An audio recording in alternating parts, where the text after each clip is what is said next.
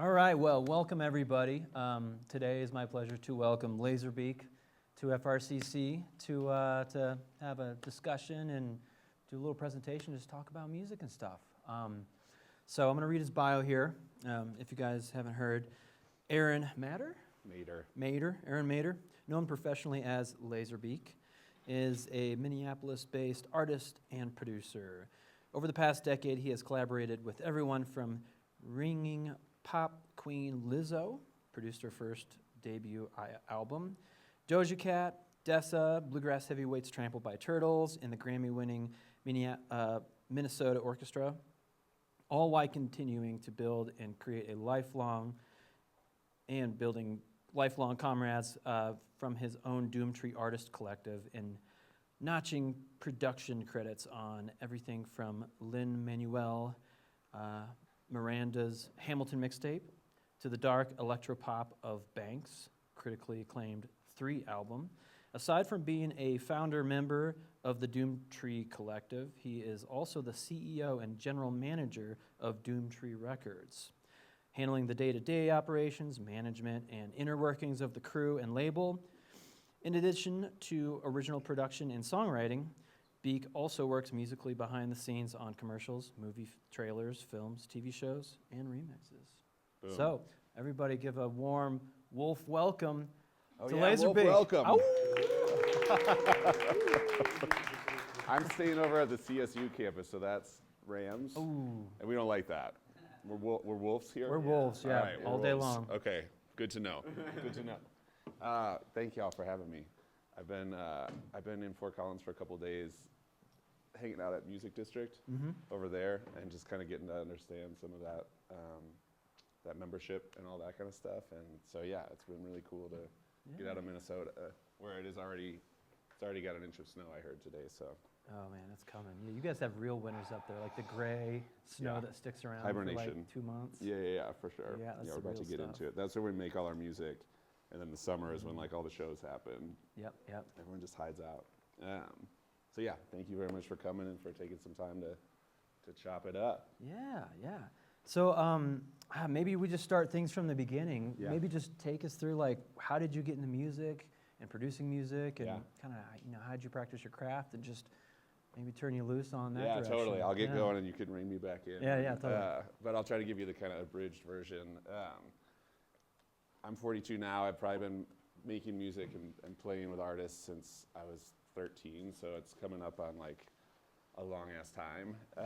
And so lately, especially midlife crisis mode, been like thinking a lot about how I got here. And I started out, I was lucky enough to go to a school that had a band program. So my folks made me pick an instrument in like 4th grade, and I picked alto sax because at the time Lisa Simpson was like the coolest fucking thing in the world. So it was like alto sax, let's go. And then by 7th grade, I had moved schools, and I was kind of like the R&B kid. And I moved to a school, and the kids that I ran into all had guitars and were already like starting their little garage bands and whatnot. So I kind of was like, well, maybe I'll try that out. And I found my dad's banged up acoustic guitar in the closet, collecting dust, and did the same thing that probably a lot of us have done, like played 3 notes and figured that I would probably like headline Lollapalooza in a couple years or whatever. It was just like, oh, this is sick. Learned a couple chords and yeah.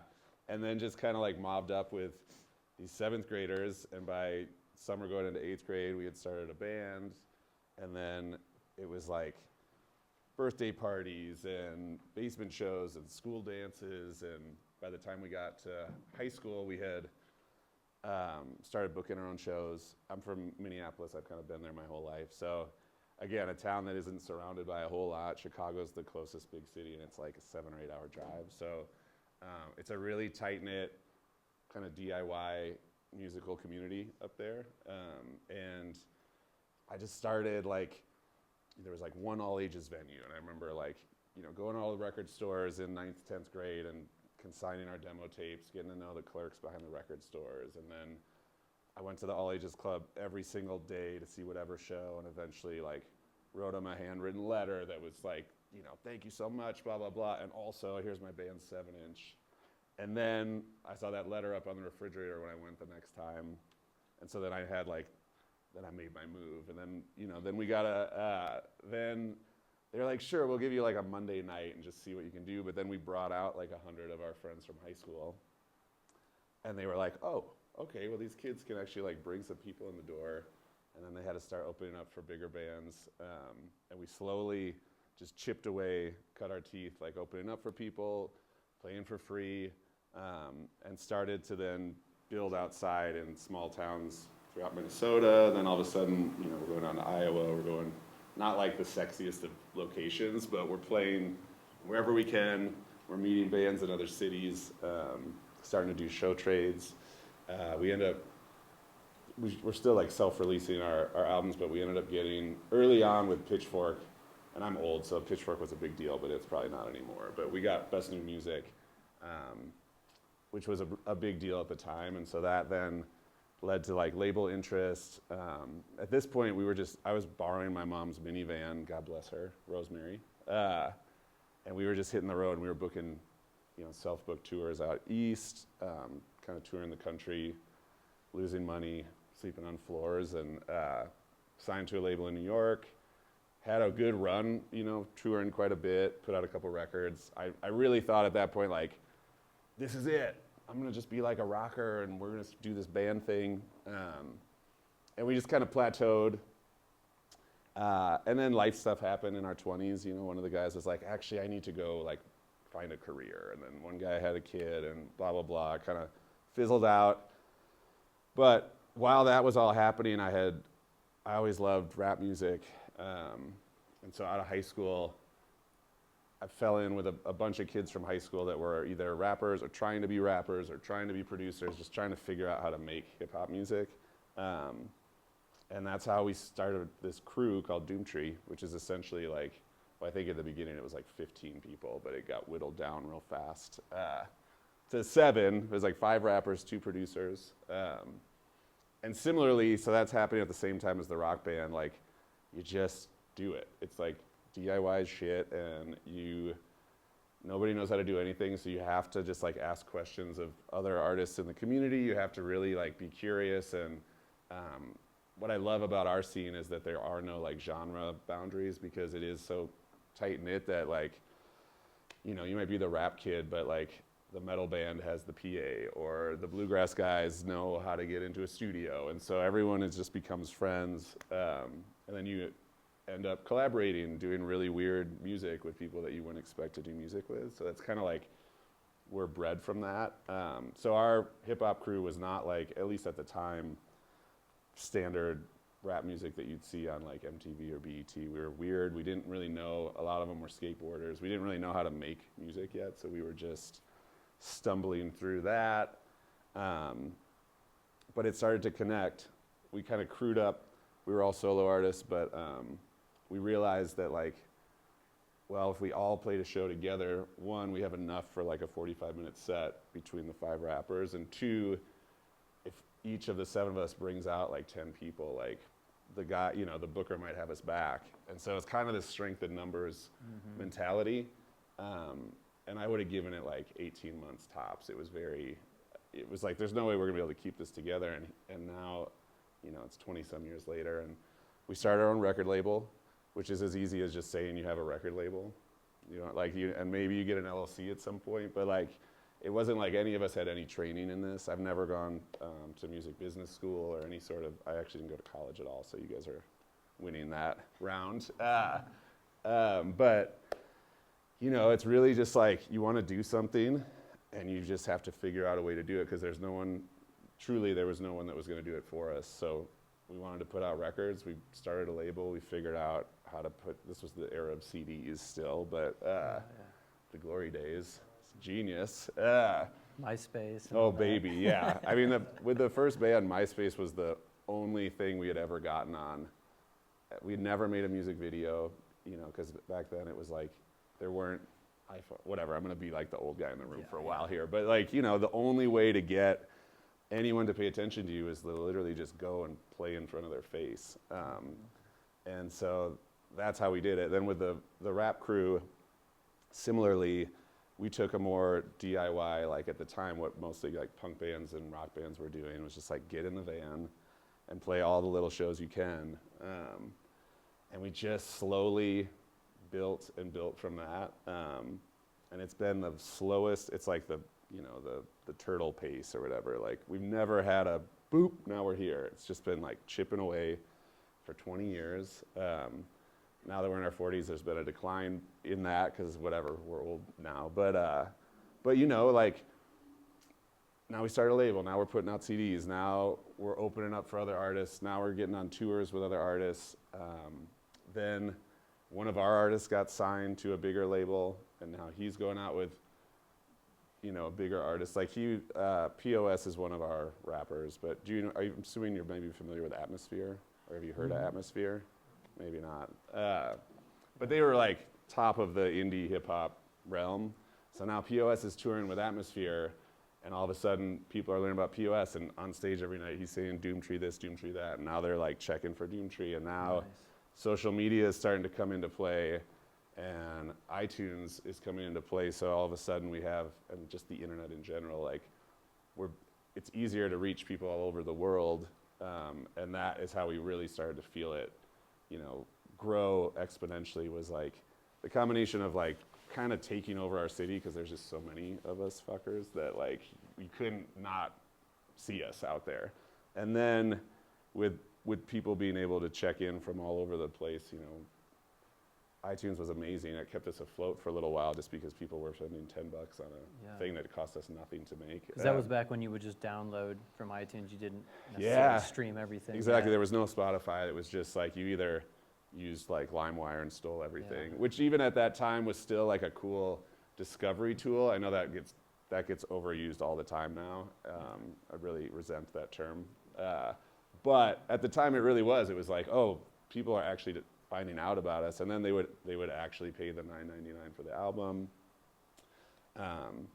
So yeah, we just kind of kept going. We're releasing solo albums by the members. We're releasing crew albums every couple years, which would be like the 7 of us would get together and we'd be like a full-on posse record. And in 2011, we put out this record, No Kings, and it just clicked. Like right place, right time. All the stuff that we've been building up towards for 10 years, like it just worked. And so we got a distribution deal. We're touring. We got a booking agent. We got all the stuff. We started touring internationally. Now all of a sudden we have like a team internationally. We have publicists all over the world, and we've got distributors over there. And so that whole time, outside of being like a producer, more than any of it, I'm running the label, I'm kind of managing the band, and I'm kind of like, it all funneled through me and my phone and my laptop. So it was like, I'm the one who's talking to the manufacturer who's going to make the CDs and the vinyl, and the graphic designer who's doing the artwork for the album, and then the studio engineer who's mixing the album, and obviously the artist, the booking agent, so that we can schedule the tour around the release of the album, the distributor to tell us when we should put it out, like the music video director is all the creative side of the stuff. So it was like the most slow, eye-opening thing. I've worn kind of, at this point, every hat, because again, out of necessity, you just had to figure it out. And that's been way different than I ever thought when I had my dad's guitar, like I'm just gonna be headlining Lollapalooza or whatever. But the shit that I've learned in that process through truly just like trial and error and failing and then trying to figure it out again and learning from mistakes has been like the most fulfilling part of all this. So, God, I'm rambling here. We got 2 hours, so whatever. Yeah, You're stuck we with got me. time. I'm gonna hop in a little bit. Yeah. But basically, like that stuff starts going really well. Now this is like between running the label, this is taking up all my time, and I'm on the road almost 8 months out of the year, and it's working. And then, of course, I decided to have like my first kid in the middle of all of that, and it was like, oh shit, I can't tour like that anymore. And then I ended up having twins after that. It's just a whole, I don't recommend it. It's, but like, Twins are... we had 3 kids in like less than 2 years. It was stupid. And so I was like, okay, I cannot be on the road. I was like in Europe, and I remember my first kid came super premature. I got back like 2 days before she was born, and then my whole life flipped, and I was like, okay, I have to figure out how to remain in music without spending 8 months on the road. Because at that point, that was the most money I had ever seen. And still, this is not a lot of money. But I was able to quit my pizza delivery job. I had delivered pizzas for 10 years it's the best job ever if you're gonna be touring, because you can get all your shifts covered for your tour, go out, lose all your money, and like come back 3 weeks later and pick up all the extra shifts and still make rent. So I just did that, whenever I needed to pick up shifts, that was like how I had a little bit of money to pay my bills. But by this point, I quit that job, kind of leap of faith. Was making just enough from music between like a small salary from running the label and then, album royalties or the occasional show, and just decided to really double down and go for it. And that was when I really stepped into like, okay, I'm gonna just be at home and I'm gonna fully run this thing like it's a real business, and we're gonna put out, 5 albums a year between solo and crew albums. We're gonna get all the right team members, we're gonna keep people out on the road, and like we're gonna build up our merch game and our direct to fan stuff. Like we really early on with social media decided that for us, with rap especially, it was a lot of smoke and mirrors and like the typical like everyone's renting Mercedes-Benz for their music video, but they actually work at McDonald's, and like a lot of that posturing, still the era of like a lot of macho stuff. And we kind of went the opposite way and decided to pull the curtain back and just be like, this is what it really looks like. This is like some stinky people in a van that are just like, barely, eating Subway every day. And I was super transparent about the behind the scenes of the way we operated as a collective and as a business, which ended up, I think, endearing people to us because they were like, oh shit, these guys are just like us. And I was able to explain that like, we have a pre-order because we don't have enough money to make the albums. So if you buy them early, then we can actually finish the record. And then they were like, oh, there's more investment then, because they're like, we're really helping. I was able to say like, the money you spend on this album is actually directly going to pay the engineer to finish this next album. And we were kind of able to pull the curtain back on just like DIY economics. And it really grew this like rabid, hungry fan base that like I think it was more than just like they liked our music. It was like they bought in because they recognized us as people and peers and all that stuff. And so that's kind of how we figured out how to do it. God, I'm going on and on. But essentially like did that, then started as I got older managing other younger artists, still all the while collaborating with artists. So the big notch on the belt that that my aunt knows about at least is that I produced Lizzo's first album before she was like Atlantic Records Lizzo. The thing that kind of like launched her to get to that point was she had just come to Minneapolis. Is it the Bangers? Lizzo Bangers, yeah. She had come to Minneapolis and no one really knew much about her. She was popping up at shows, and she had somehow grabbed a beat tape of mine at the local record store that was just like 20 instrumentals, and I guess she'd been in a writing funk. But she ended up being really inspired by that and wrote some songs. And then the only thing Twitter's ever been good for me was she just tweeted like, oh, I wish I could afford an @Lazerbeak beat. And I was just like, it's literally like a 6-pack, like, like let's do it, let's make some music.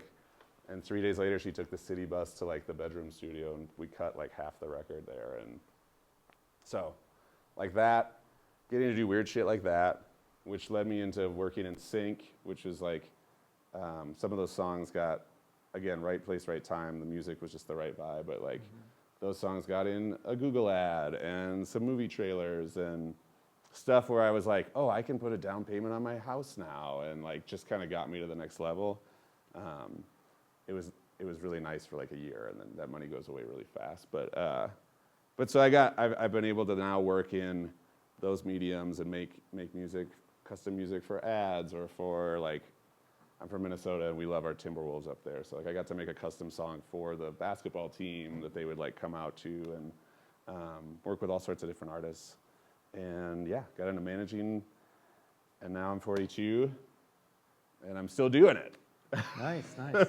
And I'm broke as shit, but it's been like a really fulfilling career, and I'm trying to figure out I've always figured out how to keep a foot in music, even if like 90% of my day wasn't the actual art or the creation of music, which is what I actually love the most and got into this for.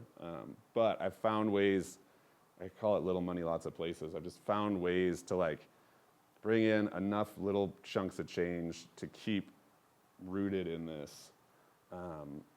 And most days my day-to-day looks like anybody else with a cubicle job. It's like a laptop and a phone and Zoom calls and spreadsheets. Glorious.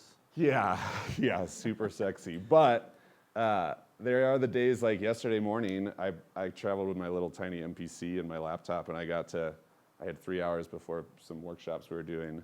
And I got to just sit in my little hotel room and finish a bunch of beats that I had started like a month ago, and I was infinitely happier when I was done. So I'm still like chasing that.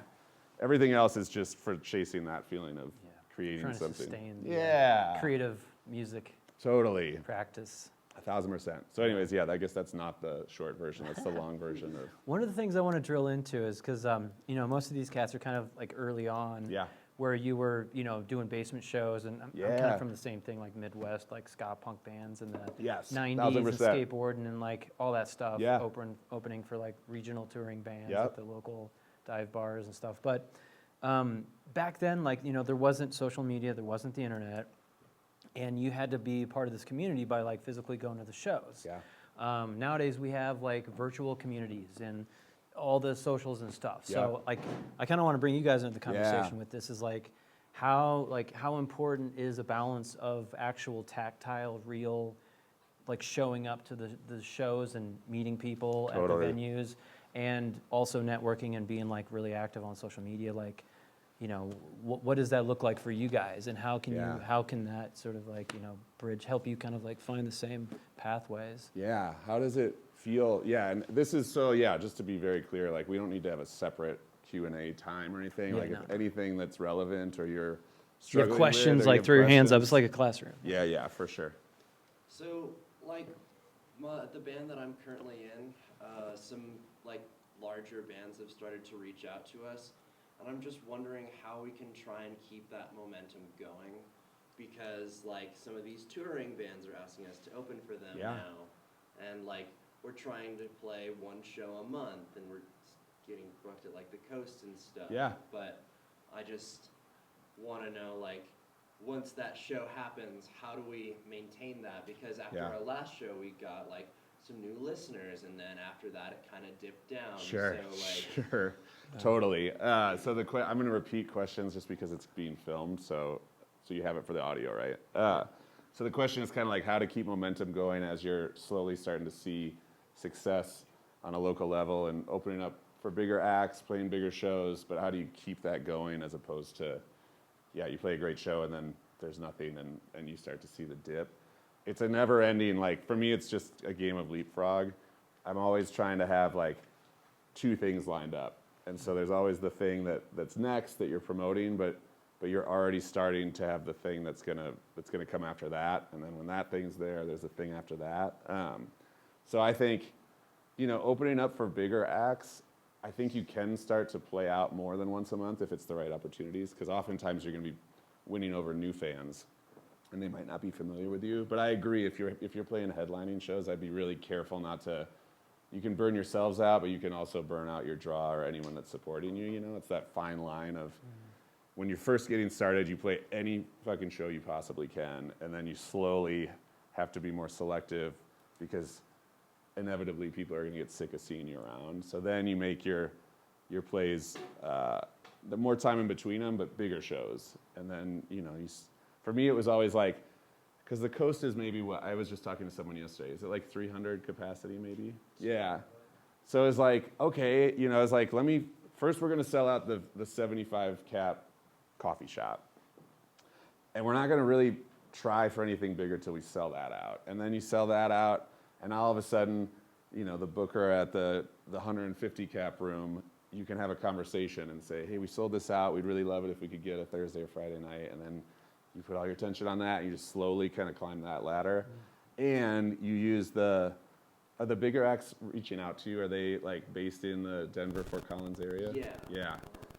Yeah, man. Denver. You start to do that, and now not only are you getting to like not steal their fans, but win people over, build up an audience, you're getting to connect with these other bands and potentially just kind of like get in the mix and you're building up your Rolodex. All of a sudden, maybe one of those bands pops and they actually go on like a regional tour and you're in the mix for going out with them, things like that, just kind of continuing. That's kind of the part of community building that I think the internet is incredible for a lot of things. It's shitty and dangerous as well, and you can lose your mind really fast in there. But a healthy balance of like, there's so much connections to be made online, social media. It's insane to me that you can essentially text message anyone in the world via Instagram DM. Like they might not see it, but you can shoot your shot. So like, if you're comfortable reaching out to people, doing things like that, but I really do think it's crucial to not just live online. You still got to get in front of people's faces.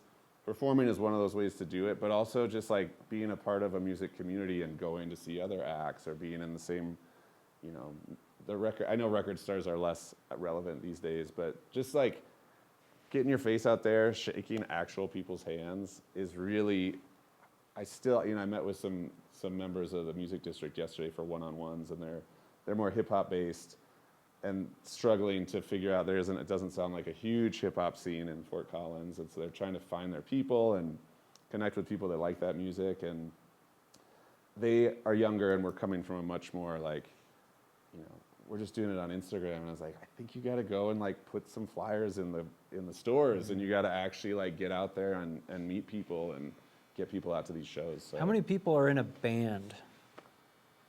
Okay, we got a couple bands. How many people are kind of just like solo artists at this point?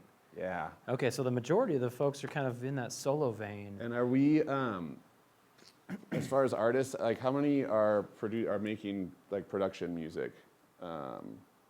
Yeah, I mean, I'm sure it's going to be a lot of overlap. Like vocalists, any vocalists? Okay, and so for that, if you're solo, is that like you're singing, you're rapping? Singing and rapping. Singing, okay. Yeah, okay, that's great. So we've got a bunch of artists in the room. Hell How do yeah. you play live? Yeah, how do you play live? Yeah, that's the thing, because I mean, I know this from my classes, I'm always like kind of preaching this, but yeah, I mean, the real world thing, like how do you perform? If you compose and produce music at home on your laptop, how do you get out in front of people in like the real world? Yeah. It's like, am I going to need a team to handle my equipment if I'm a solo act, like at the bowling alley? Yeah. Can I show up there by myself? Yeah. And do it?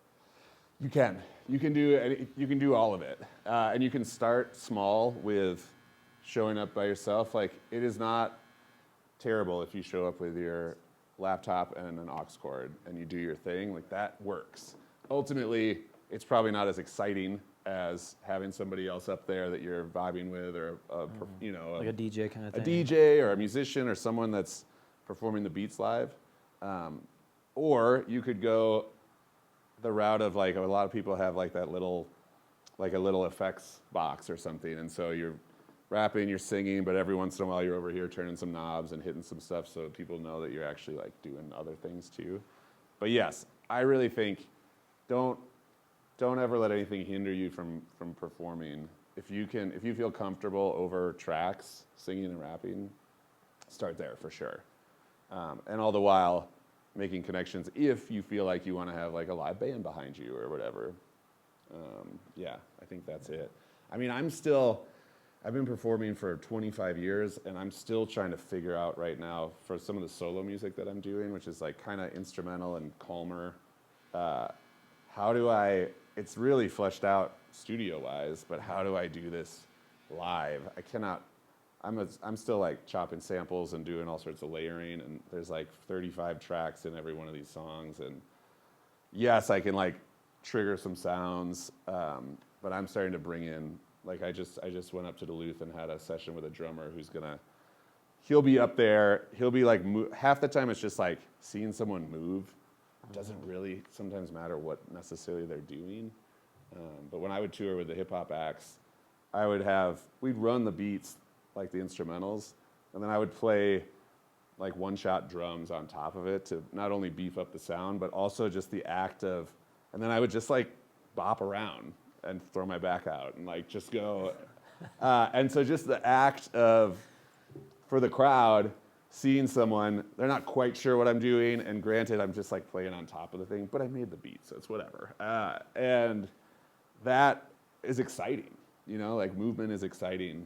I think there's a lot you can do now with like a really shitty $70 tiny projector, and that's just another visual element that is like, okay, they're gonna be looking at you for the most part, but they've got a little bit more to put their eyes on.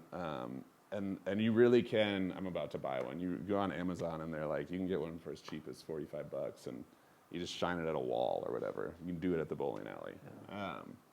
Getting creative about that kind of stuff, I think is helpful. I saw Andre 3000 with all his flute stuff that he's been doing. He did a set and it was like him in a church, and his light show was literally just like, he had a glass of water on a stand like this, and they shined like one laser or something on the glass of water, and it just kind of created this really weird vibe. And then all the lights were down, and that was it.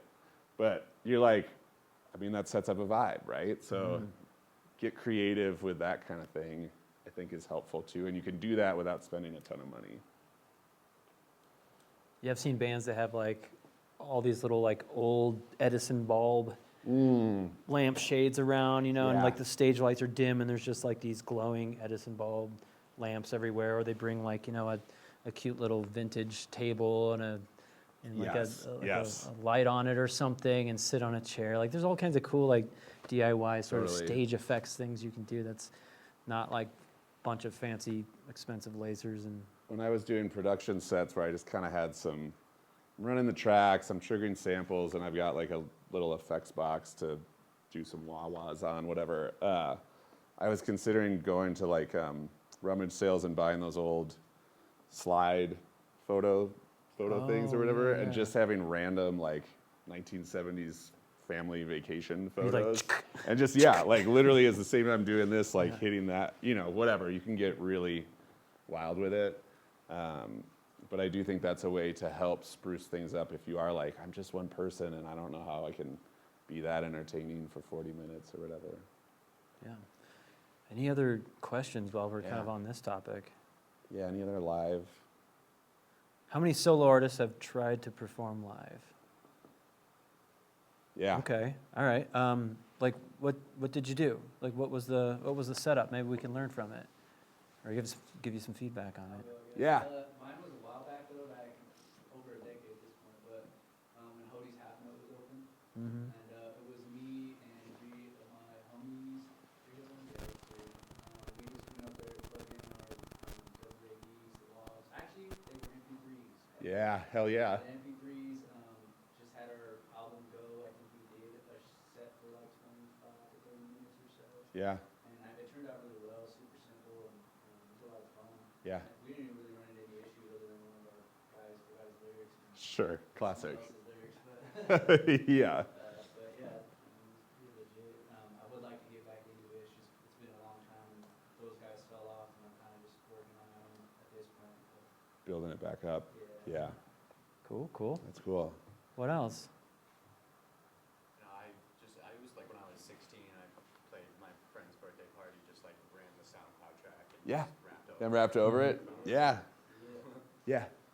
Yeah. I just played like a little Halloween music festival that Blast and Scrap did. They're like a local music collective, but I know the director, and he was just like, "Do you have any side projects or solo acts?" Yeah. I'm just like, kind of. Yeah. So I just did like a 20-minute little set to open up one of the rooms. Awesome. What's your Acoustic? setup? Yeah. Yeah, it was just me and an acoustic. Yeah. Great. Doing some like folk punk, Yeah. Hell yeah. whiny emotion. Yeah. I love it. Yeah, you really can. I mean, there's like with performing, I think there's like, yes, there's the technical aspects, and you have your songs, and all of that is great, and then there's kind of this unspoken thing of just like, you just slowly learn how to be on stage and in front of people and some of that is banter. Some of that is like inevitably some shit's gonna go wrong, and how you're gonna, if you're either gonna like throw something at the wall, or you're gonna laugh about it, or you're gonna engage the crowd. Yep. Like when I was first playing, we would either, our amps would break, or someone would break a string like almost every song. And so inevitably you just are like filling time while another guy is tuning a string again, and you just slowly have to get better at like being the person, like kind of being the comedian on stage or whatever it Or is. being you know? awkward. Yeah. And okay with that. Yeah. And I think leaning into that is always really endearing for a crowd, because everyone wants, at least in my opinion, if you're in a crowd watching someone, your general sentiment is like you want them to win. Like you don't want them to suck. You don't want them to like fail. So we're like already rooting for you. And so then if you can show some like your human side, or when things don't go wrong, you can kind of laugh it off, or you can banter with the crowd, I really think that goes a long ways. It doesn't just like, not everyone is a natural at that, but you'll get more comfortable, and I do think that helps a lot. And again, it adds a level of like, it's not someone there then that just likes your music. They're like, they actually really like you as a person, because they get to see the real you. I think that's really helpful.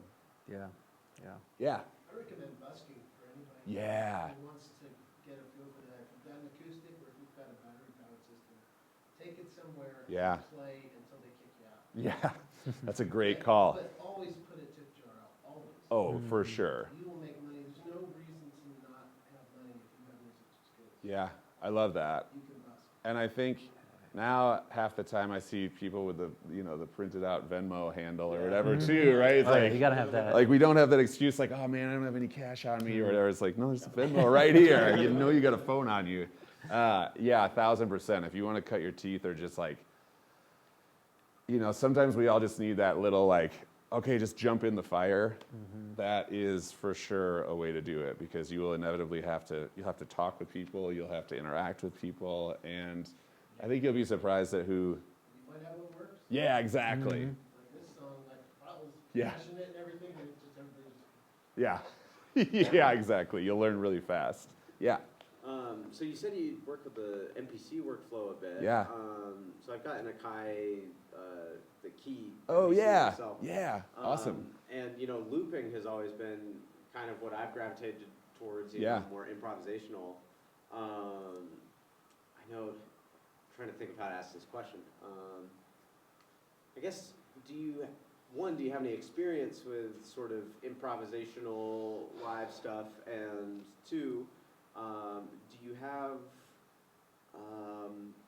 much advice, without getting into for everyone's sake, the Sure. super heady musical like theory portion of things, of like just escaping a 4-bar loop sometimes? Yeah. I think can be a really difficult thing Yeah. in that, Totally. So the question is like working within loops or kind of loop-based production.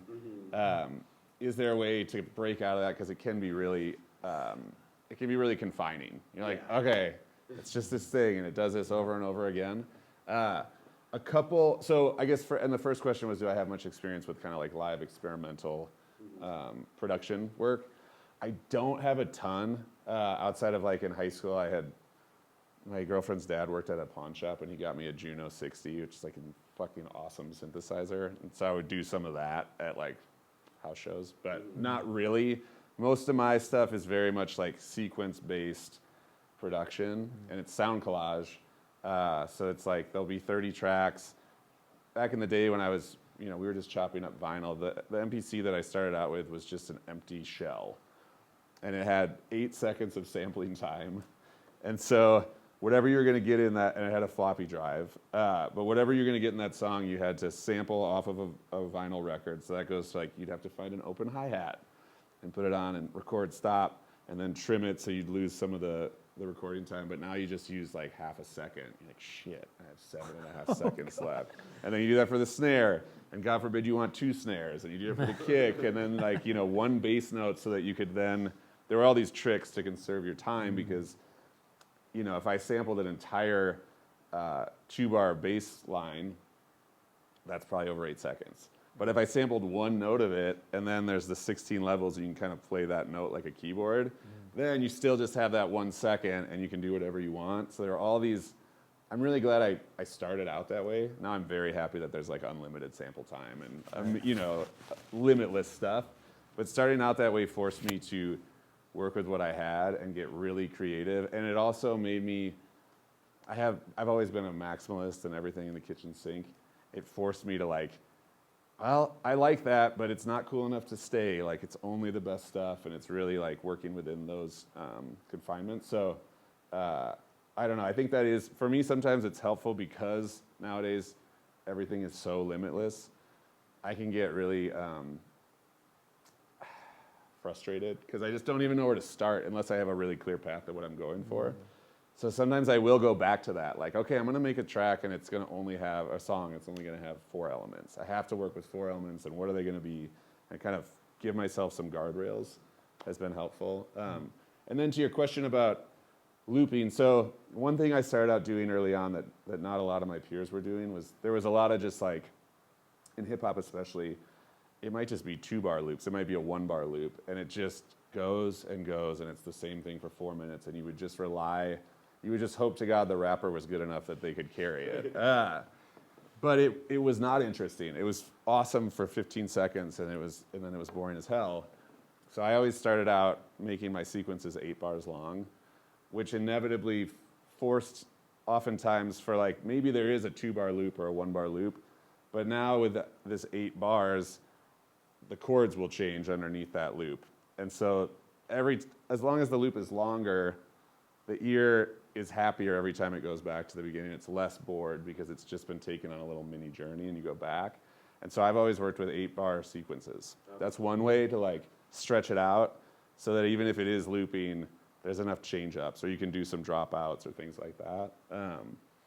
And my process since the beginning, and it's different for everybody, but has truly been, I'm gonna take this 8 bars and I'm gonna fill as much stuff in it, and that I know will be the most that's ever happening in this song. So sometimes that would be like the chorus or the big end chorus, but I'm just gonna go until it's as full of, it can't handle anymore. And then in order to create a song, it's just a deconstruction phase. I just copy that sequence, pull out, okay, the intro is gonna actually just have the French horn and the timpani, and then the next 8 bars is going to build, and then we're going to build, and then the big chorus, and then we're going to drop it down. So it's just kind of like addition and subtraction at that point. And the hardest part, the song is essentially there by the time I get done with those first 8 bars. But making sure that each 8 bar changes a little bit with like the elements that are in there has really allowed for the songs to feel like full on, almost like a live band is playing, because you are, you know, there's just never, every 8 bars something different is going to happen. So that's been how I've been able to do it and get away from just the constant repetition of the loop. And granted, sometimes that is fucking awesome though. Sometimes you find a 1-bar loop and it's so sick and you don't even need to put drums on it. You're just like, put a voice on that and let it go, and it works. So there's no shade to that.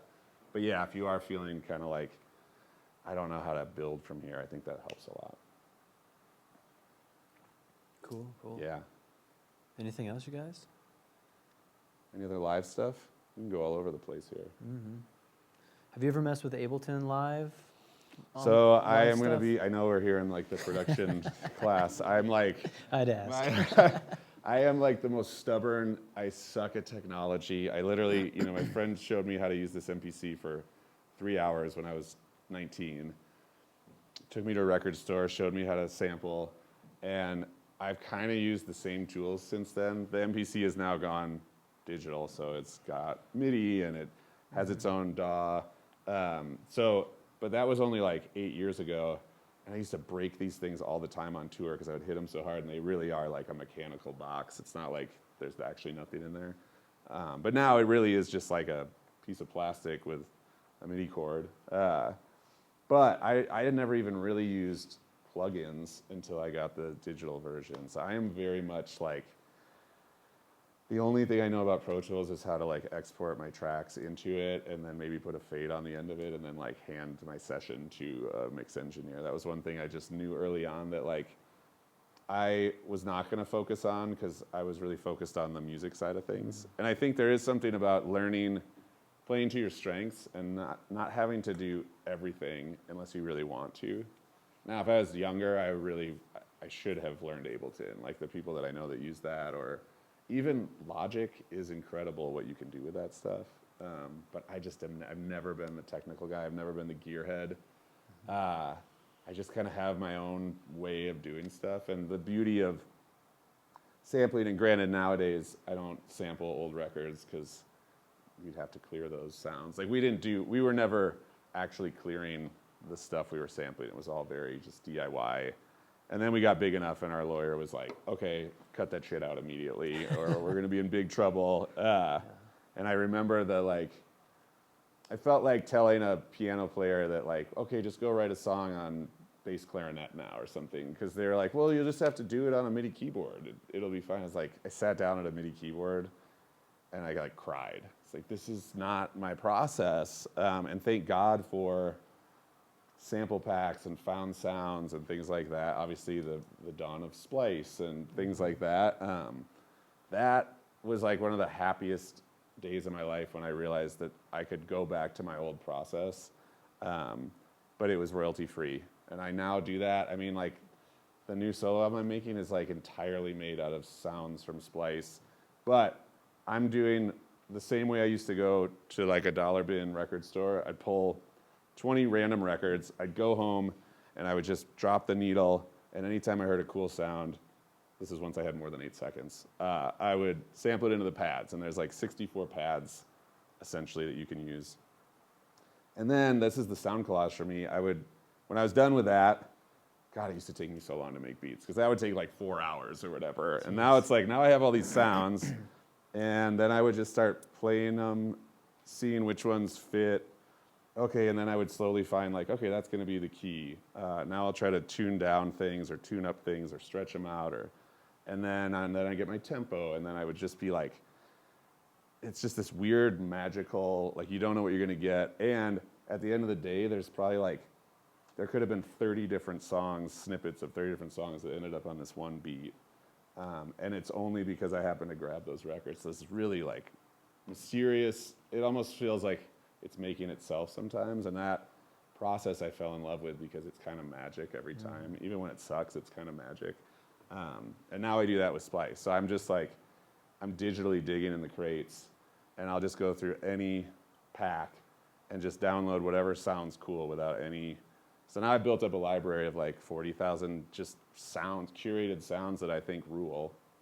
And when I go in to make a beat, something will grab me. And then in Splice, you know, you can just be like, filter out. So now I'm like, I know I want it in A minor. And then I just hit all my sounds in A minor and boom, I'm down to like 4,000 sounds. And then I'm listening, auditioning to see what might sound good over this one. And then I drag it in and I stretch the BPM and now all of a sudden you're kind of building this wild collage and that's how my process is, which I don't think is super standard, but so like whatever works, honestly, for you. There's a million ways to do it. Yeah, I missed the boat on all that. Like, I was just a guitar nerd for so Oh, long hell yeah. that like when I came into like digital recording, it was just like I just want to record my bands, Pro Tools, and then I learned Ableton like maybe 10 years ago, and it was just like, whoa, MIDI, you know, like Yeah. every sound in the world right here, you know? Totally. But like, you know, actually like sampling from a vinyl record and Yeah. recording it on a crappy like 4 megabyte hard drive or something Yeah. and like using that to trigger all the pads. Yeah. I can see like, cause a lot of the Ableton, you know, things like Simpler, as you guys all know, if you take my classes, like it's just the same thing, only digital. You find Yep. a cool sample, you plop it into the sample Yep. player, and you can trim it and edit it and pitch it and whatever you want to do, and then you just play it on the You can keyboard. play it out, you know? right? It's Or a so drum pad or cool. something. Yeah. So it's literally kind of the same thing, just Absolutely. with the digital flexibility of everything in the world is possible. Yeah. Yeah, totally. Which is, you know, Which can be daunting and can be daunting. awesome. Yeah. Yeah, what do y'all, if you don't mind sharing, like are there DAWs or how are you making your music? What are you using? Pro Tools? Ableton, what'd you say? Ableton, okay. Logic guy, yeah. And the MPC. Okay, awesome. Studio One, yeah. And that, Nice integration too. cool. Awesome. So everyone's kind of got their own, And are you feeling like, okay, I'm learning my own personal workflow and what works for me in those things? Like, are you starting to feel more comfortable as you're doing it? Slowly. Yeah, Jesus Christ, I know. Yeah, totally. I mean, I think it's really important to just know that that stuff is really challenging, and it takes sometimes years to just find the thing that works best for you within a program. And obviously, yeah, every year that goes by, there's gonna be even more limitless possibilities, but just tapping into like what feels more you and not worrying about all the other bells and whistles sometimes. Because I truly don't even know probably 80% of what my MPC can do, and I've been using it for like 20 some years. And yeah, and that's okay because I have my way, and it has worked for me, and I like it. So I do sometimes. The people that are just into the gear are always trying out new stuff. I think sometimes that's at the expense of actually sitting down and working on the actual art. And there's nothing wrong with it, but just, yeah, don't get lost in all the bells and whistles is usually what I say. And focus on the songs still. Yeah. Do you know any theory? Do you have any background in theory? So I played alto sax. I was in like jazz band, which I sucked at because the idea of improvising was atrocious to me. Like they're like, and beat, go. And I would just hold like a G note for 30 seconds because I was like, I don't want to fuck this up. So I did, I learned how to read sheet music and stuff, but no, theory has eluded me forever. And, I'm here, and I don't really have, I could probably play the Pink Panther on saxophone still, but like, even with guitar, it was me and my buddies, and we kind of just like taught each other how to play whatever weird shit so it's me and another guitarist, and my parts wouldn't make any sense if he wasn't there. So I didn't even know, besides basic chords, how to really play guitar. I do not have technical training. I didn't take tons of lessons. So definitely here to say, like, I think the beauty of electronic music and production and all that stuff is that you don't have to, it's certainly, I'm sure, helpful if you have a theory background. Some people I know that have a theory background, it's actually not helpful because they learned the secrets, and so then they start to overanalyze stuff before they even let it happen naturally. So in a lot of ways, I'm kind of glad I don't know some of those things because it still feels like I'm catching it. You kind of have to turn it off. Yeah, right? I have to be in a sort of different altered state to be creative. If I think about it too much, I'm just like, oh, everything sucks, every possibility in the world. But if I'm just like, cool sound, light key. Yeah, totally. That's cool too. Totally. Light key together. If I just strip down all that stuff and just go off of my instincts and just don't care, don't just feel it. It's like, almost like what makes my body feel good, what's exciting in that moment. Yeah. I'm just following that muse through the buttons and the whole, Totally. user interface of a DAW or something.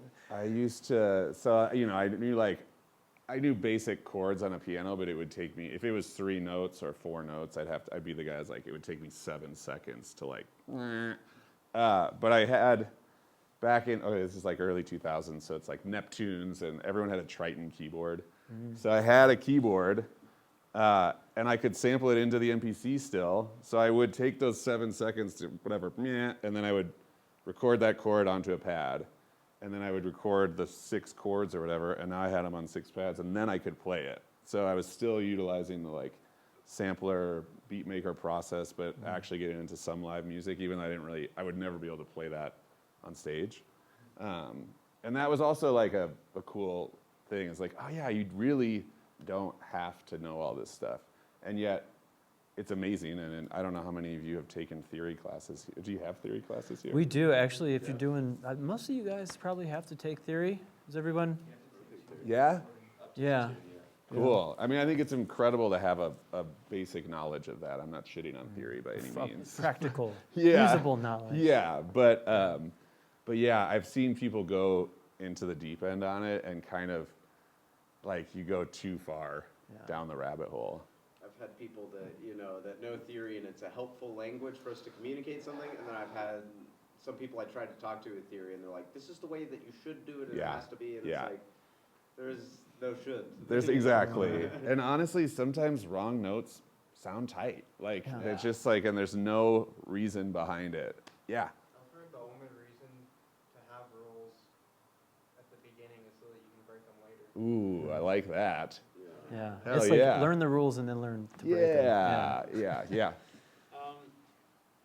Like, well, it's actually a two-part. Yeah. Do you do like beats and also lyric or just beats? Yeah, so do I do just produce beats or am I also doing lyrics? I mostly am the music and I work with a vocalist. So it's either, at first it was rappers, but now I've worked with different singers, songwriters, and so I'll be crafting kind of the music underneath their voice. I do help, depending on the artist. I certainly wrote lyrics in my indie rock band and stuff. So I can help in the process. Usually the artist is kind of like, I got this. And I'm like, okay, and then I can offer, I'm more on the producer side, like, I'll be there when we record the vocals as well, and so I can, hey, that line isn't working, or I'm more of like a vocal coach when it comes to tracking vocals, where it's like, okay, we need to do another take of that. That line is too wordy, let's strip some words out. I can kind of be like a book editor almost.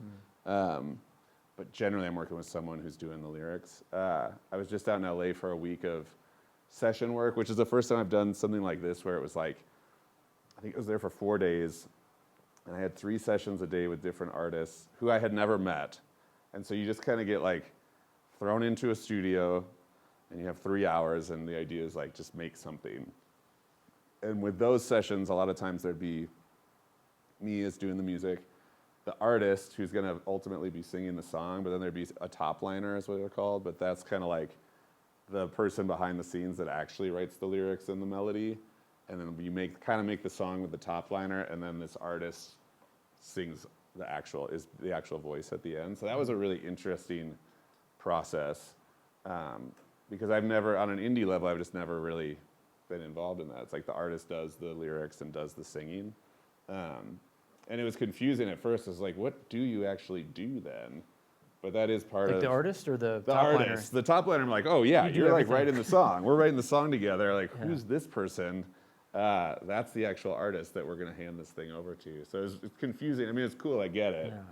Yeah. But sometimes it does, especially out in LA, feel like, well, this is just like a beautiful person, and they can kind of sing. But like the top liner had a better voice too, and it's like, what are we doing here? This just feels like all weird. How That's about the- you? Are you yeah, doing? yeah. Are you writing lyrics and singing? No, not yet. Well, this is my first semester. Oh, yeah. Ever in my life doing music. Awesome. Yeah, but Welcome. I've been just loving it. So. Yeah.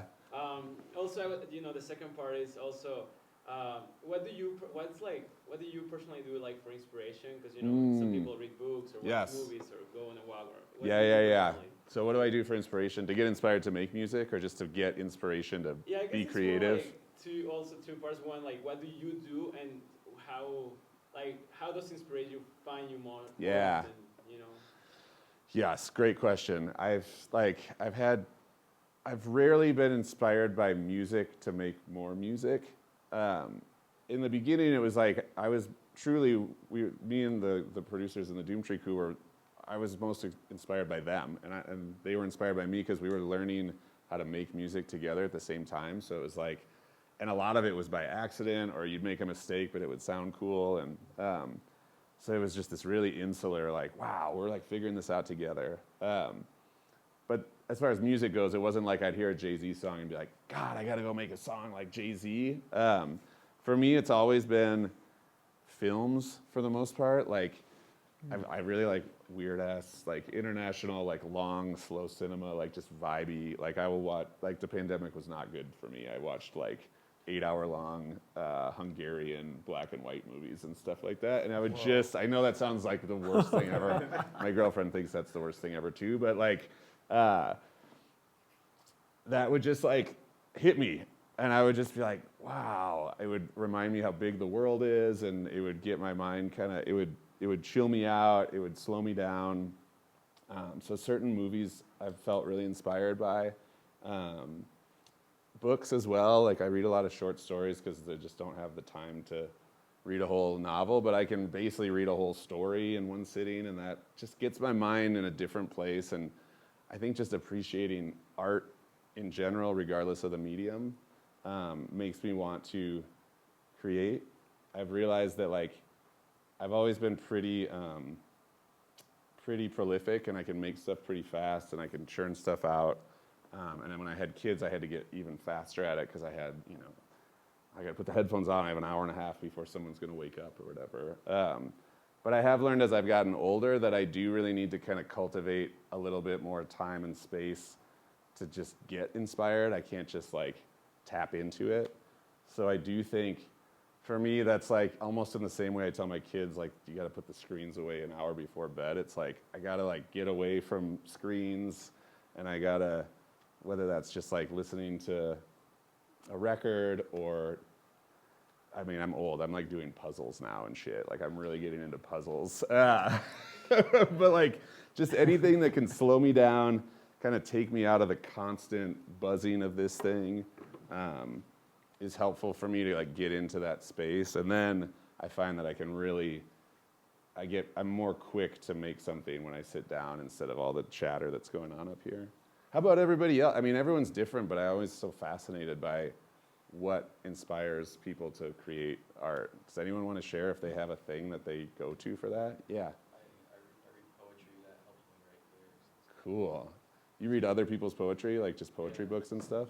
Sometimes I do poetry books. It's a lot of stuff. It comes easier when I look on like social media, like just people's poems. Oh, sure. I like my favorite type of poetry is like the older poetry, like 1800 poetry. Oh, yeah.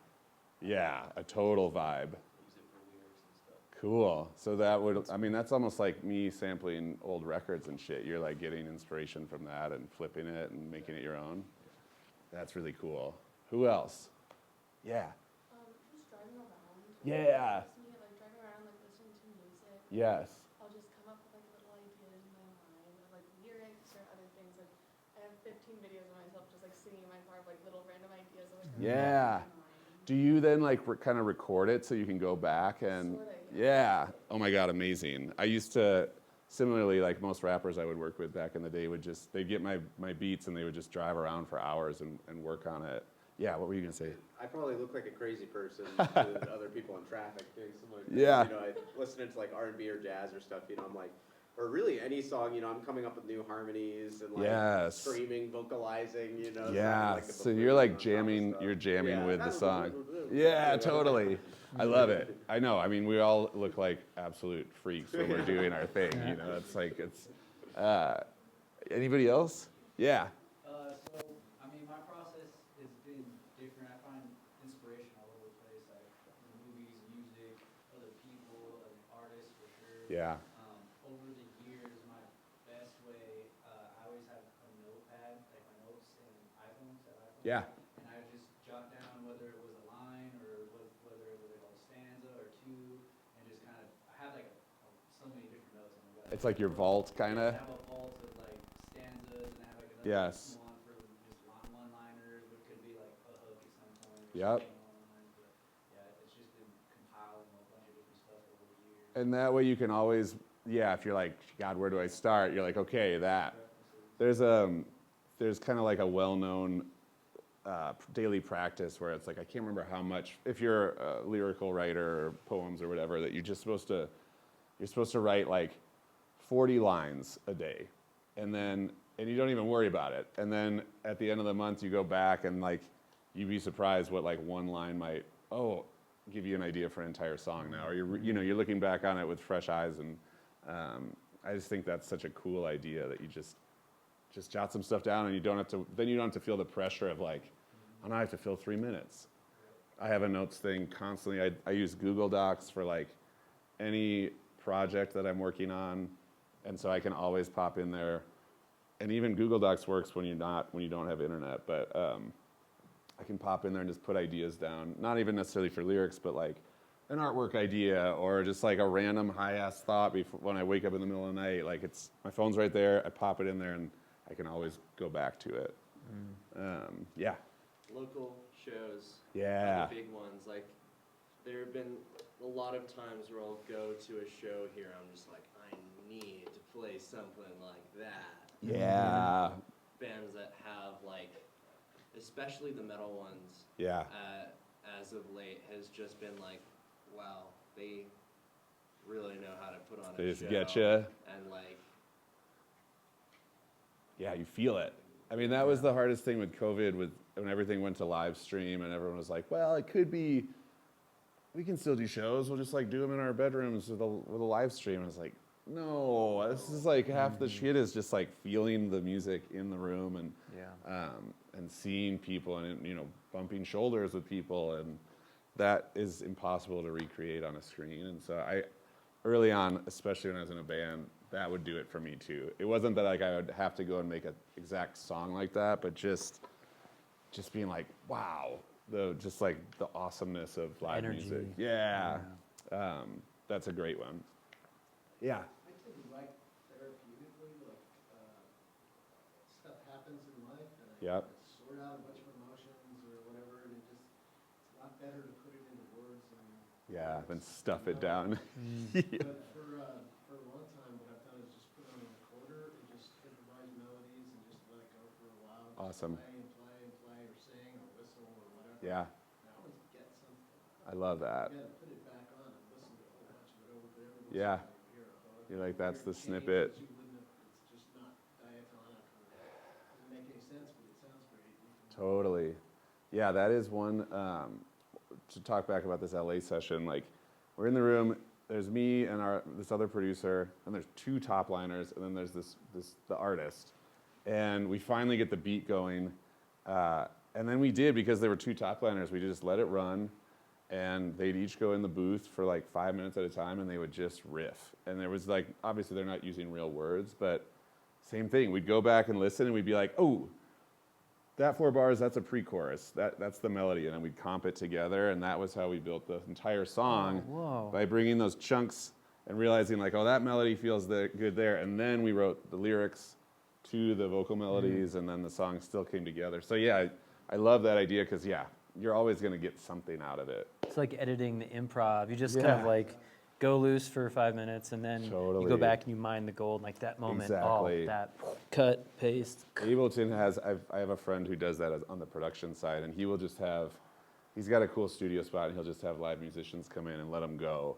And that, from what I've seen with his Ableton, that has a great function for comping and for just like recording all the audio, but he can make little notes when he Yeah, likes marker, something. marker. Yeah, and then he just chops it all up and puts it together. That's a cool process. So that's another thing, at least on production side, recording live instruments, but then kind of messing with them like you would a sample that was what I was doing before Splice came around. I'd be like, all right, this auxiliary percussion player, come into the studio, we're gonna get you just going off at different BPMs, and then I would have this kind of like sound catalog library of all these different sounds, and I could pull from that and chop that. So that was a cool way of getting past the like sampling thing. Yeah. Yeah, kind of chiming in with that, my favorite genre is like hip-hop, R&B stuff. Yeah. That's kind of how like a lot of, well, from what I've heard is freestyle artists, like more famous freestyle, then it's like label freestyle. Yeah, totally. A lot of the time, like the Baby or Lil Baby or like, I don't know, there's a bunch of Mhm. artists that do it, but they go in, it's called punching. And Yes. so they'll just go freestyle, boom, and they find that one take was fire. Yep. It fell off at some point, they save that point, and then they put that on there, and then they start recording again, and then they just chop. And they the just difference slowly, of the yeah. freestyle altogether, which was essentially like an actual freestyle, Yeah. but just the best pieces. Yes. However It's like the long greatest it takes. hits, right? It could have been for 30 minutes, then just going off. Totally. They took the best 2 minutes or whatever. Yeah. Well, in that whole time, they're getting loose, and they're finding new pockets, and they're getting, trying different cadences and rhythms. So yeah, you're like, it's just like practicing as you go. I think that's a great way of doing it. Anybody else have, whether it's like your process musically or just like, I like eating a Whopper at Burger King, and then I go make a song or something. Yeah. I just try and emulate my artist, like put them together and then just add whatever twist I want to it. Oh, that's cool. So are you like the artist that you're working with, or an artist that you're listening to and you like? I'm listening to. Yeah. I'll like take the genres that I like, Yeah. maybe mix them together if I feel like it, and just mess around with what already exists. That's great. Create my own version of it. Yeah, hell yeah. I have found that, that even the simplest thing is starting a collaborative playlist in Spotify. If you're working with somebody else, when I'm going into a project and I know I'm going to be producing someone's entire record, we'll oftentimes just start that like inspo playlist, and I just ask tons of questions. What do you like right now? What are the songs that are grabbing you? What is there any key that you like or you don't like? Is there any range where you don't want to mess with? You know, is there a specific BPM that you like working in? Like, and I'm just like hammer them for like an hour with questions, and I'm making notes, and I'm just kind of slowly trying to find what our angle is going to be. And then we start a playlist, and then we can both be putting on like, oh, well, there's this 80s French house song that has this really cool bass line, you know, whatever. And it's like, we're kind of creating a world, or I guess whatever, like what's the fucking thing, like a mood board or whatever. Oh, yeah, you know, yeah, kind of yeah, like, mood board. we're like creating a world that we're now living in. And now it's really, just my mind has a much more easy way of getting to kind of what we want to get to. And again, that's another way of kind of putting some guardrails so you don't, we could do literally anything. So being, especially if you're collaborating with an artist, I think ask questions, like it will really help guide you. And in the same way when I started making custom music for like ads, which this is not like fun art, this is like, you know, they're like, well, we need you to do a Twinkle Twinkle Little Star melody, but have it on like an ice cream truck machine and make a hyphy beat underneath. It's like the most insane shit that you've ever heard that they want, and they don't speak music language. And, Oh yeah, and they lead you like the wrong. They lead you down the wrong path, and they're like, no, that's not what I wanted. Yeah, and they don't really know what they want, and they have to hear a bunch of versions before they even know what they're going for. So I learned really early on to just like question, like really try to understand what they're going for, and then one, you save yourself some time, and two, you just kind of like, you end up, I think, in a better place.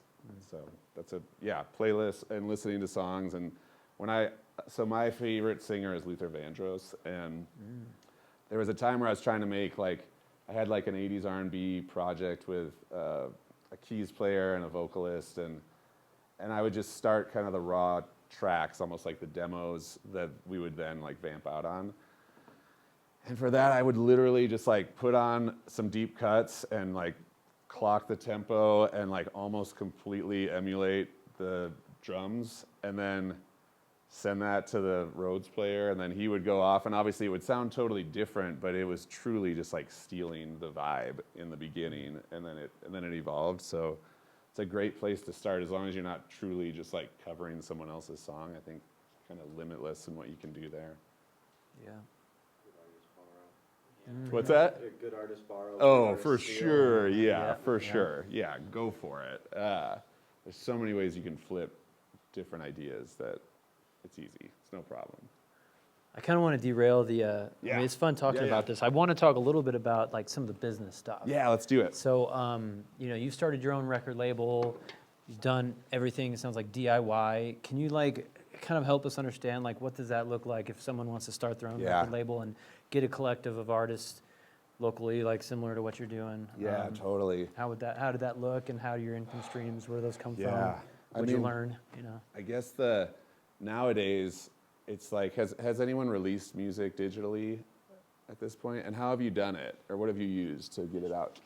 DistroKid? Yeah, DistroKid. Okay, awesome. That's what I use too. CD Baby? CD Baby's not as tight anymore, No. I think. Yeah, but Okay. so you know, just in order to get your music onto the main streaming platforms like Spotify and Apple Music and all that kind of stuff, there's middlemen that are kind of digital distributor services. I would start there. If you're at a point where, I guess I can get into how you want to start your own label, but first it's like, how do you even just release your own music? It's like, DistroKid has made it very easy.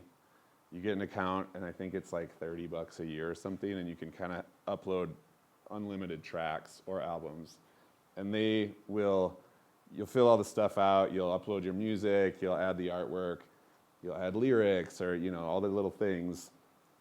And then you upload it, and 2 weeks later or a week later, it shows up on those platforms. So that has been an absolute game changer. And I think they are the easiest and the best companies of that ilk to work with. And they just simplify everything. So look into DistroKid if you're interested in getting your music on like those kind of official streaming platforms. Then obviously there's still like SoundCloud and Bandcamp, which you're gonna have to start your own accounts. And YouTube, yeah, exactly right, where you'll have to still go in and upload your stuff and set up accounts. But Bandcamp is really great tool because you can still be paid. You know, you can set it as like pay what you want if you just want to support the artist. Ledger from Target and a little cash box, and I'd write like, you know, well, we made $22 from the show, and then, well, we spent $21 at Kinko's to make the shit for the next CDs, and like, then we slowly started working with a manufacturer that would press them for us. I know no one buys CDs anymore, so it's kind of, maybe it'll come back around. Vinyl is very expensive to make. You'll read a lot of articles about how it's like, it's back and it's saving independent music and blah, blah, blah, but you really have to have a lot of money to play that game. Yeah. And you're sitting on a lot of it too. Like, you know, one record I just pressed for a really short, small run of 300 copies, probably cost like $11 a record to make. And if you don't sell them all right away, you're in the hole a lot of money.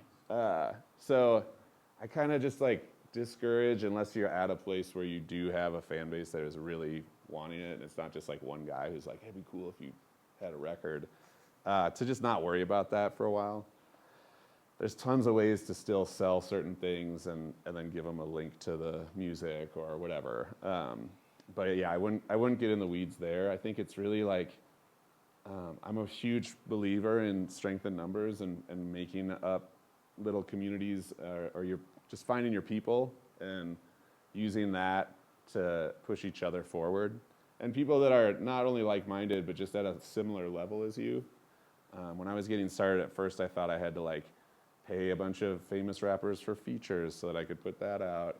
And it's just like, what actually worked for me was to find kids that were the same age as me, interested in the same things, and just build from the bottom up and learn and grow together. And that has been so rewarding, and also it's like actually worked. So I think if you're able to find some people and like, it doesn't mean you have to start a band, but you can like, you know, do things together, just have someone to bounce things off of has been really helpful. But yeah, as far as a label, you just come up with a name. You know, you can get an LLC if you want to get technical. You can, once you get an LLC, which is very easy to do on the internet, you can then use that to get, this is getting really boring now, but an EIN number, like a business number. Start a business bank account. And then you can take those two things, you can go to a bank and you can start a bank account, and now you are literally like a business like anybody else. And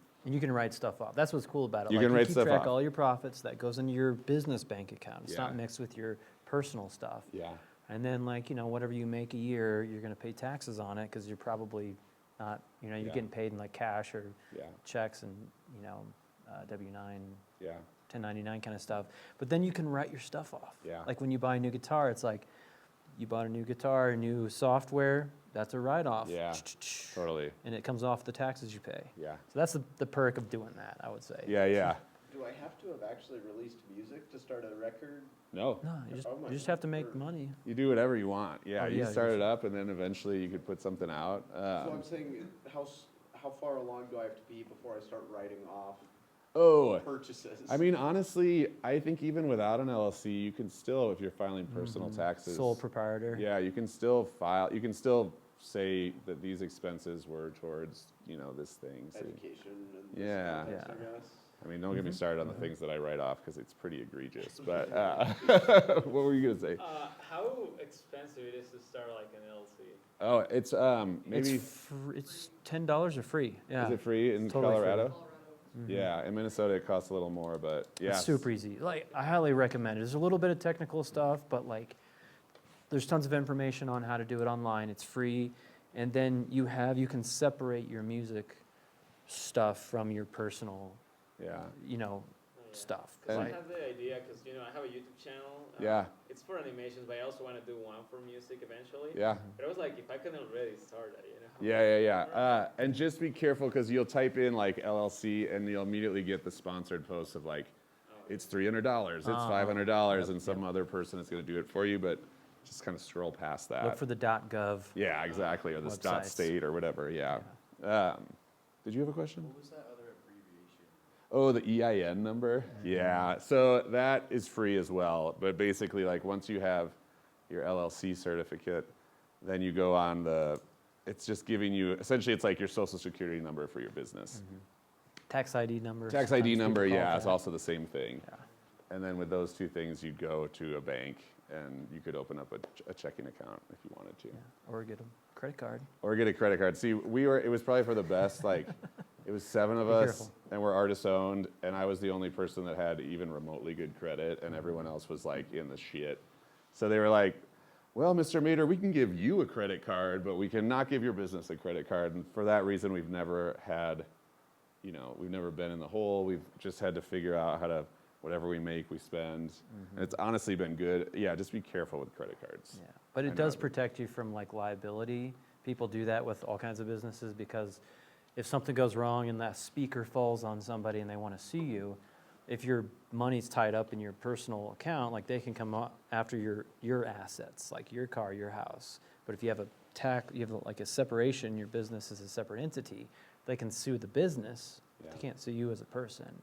So that's like another. Yeah, totally. You probably never have to worry about that, but it just separates Yeah, you from. I know, you get really, you from start, your like, business, doing worst you case know. scenarios. Yeah. We put on a festival kind of at the height of our rise in Minnesota. We put on a festival in the minor league baseball stadium, and it was like, we had to bring in a huge sound stage, and I had booked bands from all over the country, and I could not get anyone to insure the event because they were like, oh, the second I would say it's like a rap concert, they're like, nope, not going to insure it. And so it was down to the last 24 hours, and I finally convinced someone to insure it.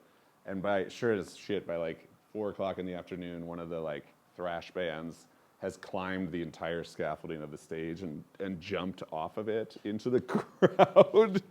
And I was like, oh no, we're gonna be so fucked. I think he just sprained his ankle, but all to say, we did not have to we didn't have a huge insurance ding or anything like that, or we didn't have to come out of our own pocket because the insurance was there to handle that.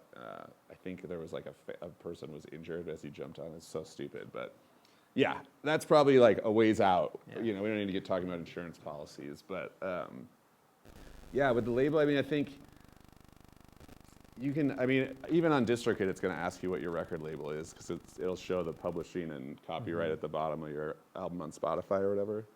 You just make up your own label right down there, and then boom, that's your label. It's Yeah, it's literally I always do that with my self-release music. I'm just like, David Hydraulic Music, blah, blah, blah. Yeah. It's just, I make up a label name and whatever. It's part of my business, but totally. yeah, but then I guess my question is okay, so you made up your own label, and then you start working with your friends or people in the community, and then you start hey, I've got a label. I want to, Put work some with stuff you on out. your stuff and start collaborating. Yeah. Maybe some guidance on how to Yeah. do the collaboration and get Yes. that sort of beginning indie label off the ground. Yeah. So, have any of you had much experience collaborating with other artists, whether it's rappers or producers or things like that? What's an example of collaboration for you? I used to make a lot of songs with another rapper Yeah. in high school. Okay. He would just come to my house and we would record together. Yeah. Awesome. How about you in the back? I just have my local, or most of them aren't local, most of them are out of state, but they're just musicians I'm also friends with, and we hop on each other's songs. Yeah. Produce for each other and whatnot. Awesome. The people that you've known that you have just been tight with, and you do stuff for each other. I've had people DM me, just sending me beats. Yeah. Be like, hey, you want to? You want to hop on this or whatever? Yeah. Yeah, I love it. I struggled. Part of having a crew was really nice because we had 5 rappers that were just kind of in-house. So I would just make beats for them, and I was already friends with them. So I guess the way I got into collaborating in that realm was through the comfort of friends and people that I knew, even if they weren't super big, or we were just we'd get together and make a song. For me, I was not very good at I wasn't very quick, so I would just make a bunch of beats in advance and then talk to someone about working on a track, and then I would share with them here's 25 beats, let me know if you like one. In the early days, that was the easiest way to do it, and then they'd listen through it. I'd be putting them on literal cassette tapes out of the MPC, but then they would listen through it, be like, let's start with that one, and then we'd work on it. but I've done a lot now collaboration with either kind of almost like blind date strangers or just over the internet with, obviously with COVID, there was a lot of just like file sharing back and forth. And I think it depends if you're looking to collaborate with people. I will say it's like my favorite thing in the world because I was in a band forever and I started to get like, man, I don't want the bass player to tell me he doesn't like that part. So then I started making beats and it was just me. And so I was like, I can do whatever I want. No one's gonna tell me shit or like make me change anything. But that got old. And the beauty of collaboration is like 2 people or 4 people can make something that not one single person could ever come up with. And so you really do tap into some magic and all of that. And I think just trying to be outgoing, if that's something that you're looking for, and just taking a shot at, if there's someone you like, yeah, DM them, text them, like ask them to their face, like, would you want to work on something? You don't have to be in the same room. I do a ton of stuff where people are just like, we'll text about it, they'll track their stuff, they'll send it over, we'll mix it. But I've also done a lot of like in the room, and that's really fun. It's like camp almost. You're like, you know, you're on a journey together. Are there any like pain points or struggles that anybody's had in trying to get into collaboration or trying to find people that they want to work with at all? Yeah. I like kind of hired, but there wasn't a lot of payment involved. It was a friend of mine, and we were gonna make 3 full songs together, and they were big songs with like, 50+ tracks. Oh, wow, yeah. And by the time that the 3rd song was being made, we were so incredibly tired of each other. And by the end of that, I was like, I'm never working with this guy. I'm not doing it ever again. And yeah, it was just like, It's too much. I picked someone that I could, like the first song, amazing, we worked together Yeah. so well. Yeah. By the 2nd song, we're getting kind of tired of each other. By the 3rd Yes. song, it was just a mess. It is one of those things where sometimes, yeah, you strike lightning once and it's really hard to duplicate. I've tried to, unless it's someone I'm really comfortable working with or I've worked with in the past, I tried to start with one song and just call it that and see how it goes. And after one song, maybe you take a little break from each other and then, oh, that was pretty cool. Should we try another one? And then I've slowly worked my way into like, hey, let's do a collaborative album where I produce everything and you're the vocalist on everything. But I think easing in is helpful because it's almost like having a roommate. Like you could even be best friends and then all of a sudden you're living together and you just hate the shit out of this Yeah, person goes within south. 2 weeks or whatever. So yeah, it can be it's a lot to navigate outside of just the music part. So yeah, I'd say tread lightly and just like feel it out and don't put too much pressure on it because it can be really challenging. Yeah, go on some dates first. Yeah. Before you Yeah, commit. exactly right. Other collaboration questions or deals? Did you have something? I was just gonna add to the problem with collaborating. Oh, yeah. I mean, I've had a few, like I said, hip hop and stuff, so like other rappers and stuff. I've also worked with like art or producers as well. Yeah. Nothing major or anything crazy, but I also fell into the issues of just not getting along. Or Yeah. those types of situations as well. Didn't turn out to the best, but it was like coming along, and I feel like it still could have been great. It just sucked that we like fallouts and stuff. Yeah, I think it's really helpful I learned the hard way, but especially too on like the business side of things, just be really upfront about if you are writing a song from scratch with somebody else or multiple people, kind of be upfront in the beginning about, oftentimes there's no money exchanging hands, but you still like, there's people that would own that song or whatever.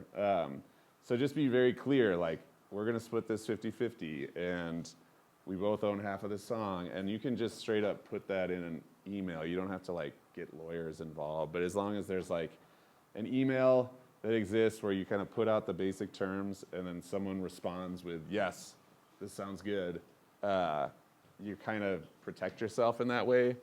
Because I've been in a lot of situations where everyone's having a great time and the song turns out better than we even thought it could turn out, and then we never actually talk about who did what or all that kind of stuff, and then God forbid, 3 months later someone wants to put that song on a TV commercial and you start fighting about the little minutia. So I think it is helpful. you don't need to be like all buttoned up and an asshole about it, but just to like have a really casual talk before you leave that first hang or whatever, of just kind of like what the expectations are. You know, sometimes that will include like a payment. If you're a producer making a track for, say, a rapper, sometimes those terms could even be like, back in the day I was charging like $50 a beat, or like, you know, 5 for 200, or so, like something really dumb. But it was just like, it did weed out some people, and it was a way to at least kind of like show that what I'm doing isn't just for free. And that was kind of how I slowly moved up in that regards. But yeah, I just think try to be as transparent as you can about just like the splits on the song. Usually, as a producer with another vocalist, it's like, it's 50-50. And I've usually split it up like there's the music side is 50% and the lyrics and vocals are 50%. So when Doomtree, like when we were a 7-person band, if me and the other producer made the beat and 5 rappers are all on it, then me and the other producer share this 50%. We each have 25%. And then these 5 rappers split this 50% and they have 10%. Some people do it like there's Nashville rules where it's just whoever's in the room, you just split it equally, no matter what anyone actually does. Like you're in the room, you're just kind of like doing that. So it doesn't have to be like a point of tension or anything, but I think it will get tense if you don't sort it right up front. I think it's really, really good to remember. I have to remind myself when I like go into a session to be like, make sure you say something before you leave. Business. Yeah, exactly right. Yeah. When I write songs, I write everything pretty much except for the guitar part, because I know so many great guitar players. Awesome. I always like to bring them in. Yeah, But it's always been an expectation, it's like $100 a song, that's great. on a very minimum. And that way, it's established that you work for me. Yep. You got it done, and, you know, if you feel like they contributed more creativity to it. Yes. then we'll discuss that like a, That's exactly right. schedule or It's like a work for hire or session player. And yes, exactly right. Like if you wrote the parts and then you had someone come in who can play them better, that's not, they didn't write it. They shouldn't have ownership of the song, but you're compensating them for their time. And that's exactly right. Because otherwise, yeah, that would be terrible if you had to give away half of the publishing on that song just because someone came in and played the part you wrote. That's a great point. Yeah, if you ever, I mean, a lot of this stuff is just, you're getting your start. No one has any money and you're just like, you know, you're doing what you can to make a name for yourself. But if money starts getting involved, yeah, paying people out and just making it very clear that I used to have a very basic work for hire template. If we did have someone come in and play a bass line that we wrote, they just sign the thing that basically just says like, I was paid this much an hour and I did this and I don't own anything here. So that's a great point. You had your hand up? Me? Yeah. Got a couple questions. Yeah. First of all, just a silly question first. Why do you call yourself Lazerbeak? Isn't that like the name of one of Soundwave's mini-cons or Well, something? I didn't know that it was a transformer when I came up with it. I was like, I know, it's really dumb. I mean, I'm sure I did self-consciously, but I was like 20, and I was working with these, it was the first rappers I ever worked with, and they were putting out a mixtape, and they were like, yo, we got to put the credits in this thing tomorrow morning, so you got to come. I didn't have a name yet, and they were like, you just got to come up with a name. And I remember just like sitting around with a friend, like, what the hell is it going to be? And we're putting words together. And I think by the night got long enough, or we had enough beers or whatever, that it was like, oh, Lazerbeak's funny. And I sent that the next morning, and now here I am like 22 years later, and I'm still Lazerbeak. And like my mom calls me Beak. So yeah. And then I'm starting to work with more rappers, and 4 months in, people are starting to like talk to me in depth about Transformers, and I was like, why are we talking about Transformers? And then I did the Google, and I was like, oh, shit. Luckily, I did spell it with a Z instead of an S, and I've never gotten a cease and desist from There you go. Hasbro or whatever. Yeah. So another, like, this brings me to my second question. You've been working with a lot of rappers. Yeah. I know that some rappers like to do a DIY kind of producer sort of thing. How would you feel if somebody did that in rock, because I kind of want to do that. Yeah, like give me an example, like you in rock, but working with a producer. Yeah, like what I'm saying is like I'd be the producer, like. Oh yeah. I'm taking lessons from this. Yeah. Mofo here. Yeah. And I'm just like, I'm taking lessons from the doc. Yeah, Okay, hell yeah, So I'm yeah. just like, and I think I've got the hang of it. It's Yeah. Pro Tools, but I should be able to do that. Yeah. But I mean, like, the idea is that like I would have like, bassist, guitarist, Yep. and then a drummer behind me, and then I would like just use my DAW to Yeah, produce everything in the way he showed me how to. yep, Probably just take my computer to my drummer's basement. yep, And then, put the triggers on that one. Then, there's a whole idea that I have yeah, that that I want to be a new movement called clubcore. okay, And I've told them about it. Basically, like, for the bass, have like these specific pedals that'll give it reminiscent of the dubstep sound. Put triggers on the drums. oh sure, so you're like Guitars, live, and then live loops on Ableton. Yeah. But the idea Oh, would be yeah. like I'd be my own sound man plus keyboardist plus front man while the band kind of backs me up. yeah, And then the idea is that like I'd have my other bandmates play while I just produce Yeah. everything myself. oh hell yeah, do it, that's, I mean, I feel great just about wanted that. to I just wanted to know what your thoughts about on that would be. I think that's awesome, I think that you should totally do 'Cause that. I know rappers do that a lot, but Yeah. I've never seen a rock star do this. Yeah, I yeah. mean, like maybe unless it's like an indie rock star or something. Like Yeah, that. there's people that Like- do it, like but it's, people from the 2010s or something. Yeah. But I mean, like, and even then, not a lot of those people do it themselves too. So they even still go to studios too. So I'm just like thinking, what if I just didn't go to the studio at all? yeah, and it's like a live It's like, yeah. band, but with different Yeah, sound like, triggers because and it's stuff. like a combination, and it's after all, it's a combination of like club music and rock, or Live it's band. rock influence from club. Yeah. It's great, Yeah. do it. Do you have those people yet that you've found? I've Like, got 2 out of 3 so far. I just Amazing. need to find the guitarist. hell yeah, so you're almost there. Yeah, just Yeah. start trying it, I think is the move, and I think it will just automatically kind of guide you, you'll learn as you're going, and especially once you kind of assemble the people, it'll get easier. I'm just not like, active right now because I'm still doing school, but Yeah. like I want to make sure that I can, thanks. Yeah, yeah, yeah. That I can, Yeah, for sure. Yeah, you just got to start. I think that's what everybody has done. That's what I Yeah. did. Like, you just try it, and you learn from it, and you try again, and you fail, and you keep going. Book the so- first rehearsal and see who shows up Yeah. and go from there. Yeah, yeah, exactly right. Exactly right. Trent Reznor is what that reminds me of. Yeah, for sure. Yeah. For sure. Nine Inch Nails. 9 Inch Nails, oh yeah, him. Yeah, I mean, he kind of blended industrial and hard rock and Yeah. electronic music, and I mean, it's Mhm. still A while pushing ago. those limits now in film scoring and stuff. So yeah, you go down a rabbit hole, but I think a lot of industrial music was kind of doing that a while back as well, where it's like these really abrasive sounds, but through electronic. My vision is actually something completely different. You probably don't know what it sounds or looks like because it's in my head, but Yeah. but I have a certain way I want to go. I just want to make it fun and energetic. Yeah, Like I want to bring back club culture, but like, less superficial, like with more soul in it. I think it's time to bring all these ravers and clubbers home, if you know what I mean. Because that's what rock used to be, right? So it's like, let's bring everybody home. I think you got to. Once you have proof of concept, then all of that stuff will start making more sense to people Yeah. too, right? Once you can kind of just share Yeah. a song or have a thing, I think that's great. You had a question? Yeah, I came in kind of late, so I didn't really get to hear, the people you've worked with. But Yeah. you brought up film scoring. a Yeah. second ago. And, as a wannabe film composer, I was just wondering if you have any advice on how to start, especially because Yeah. I know how to write things Yeah. pretty well, not for a full orchestra, obviously. Yeah. But, like, landing actual films to score. Oh God, it's so hard, man. I have no idea how to I think so. Again, it's going to be like start at the bottom with people in your world. Like, is there a film department here at this school? There's not. We have.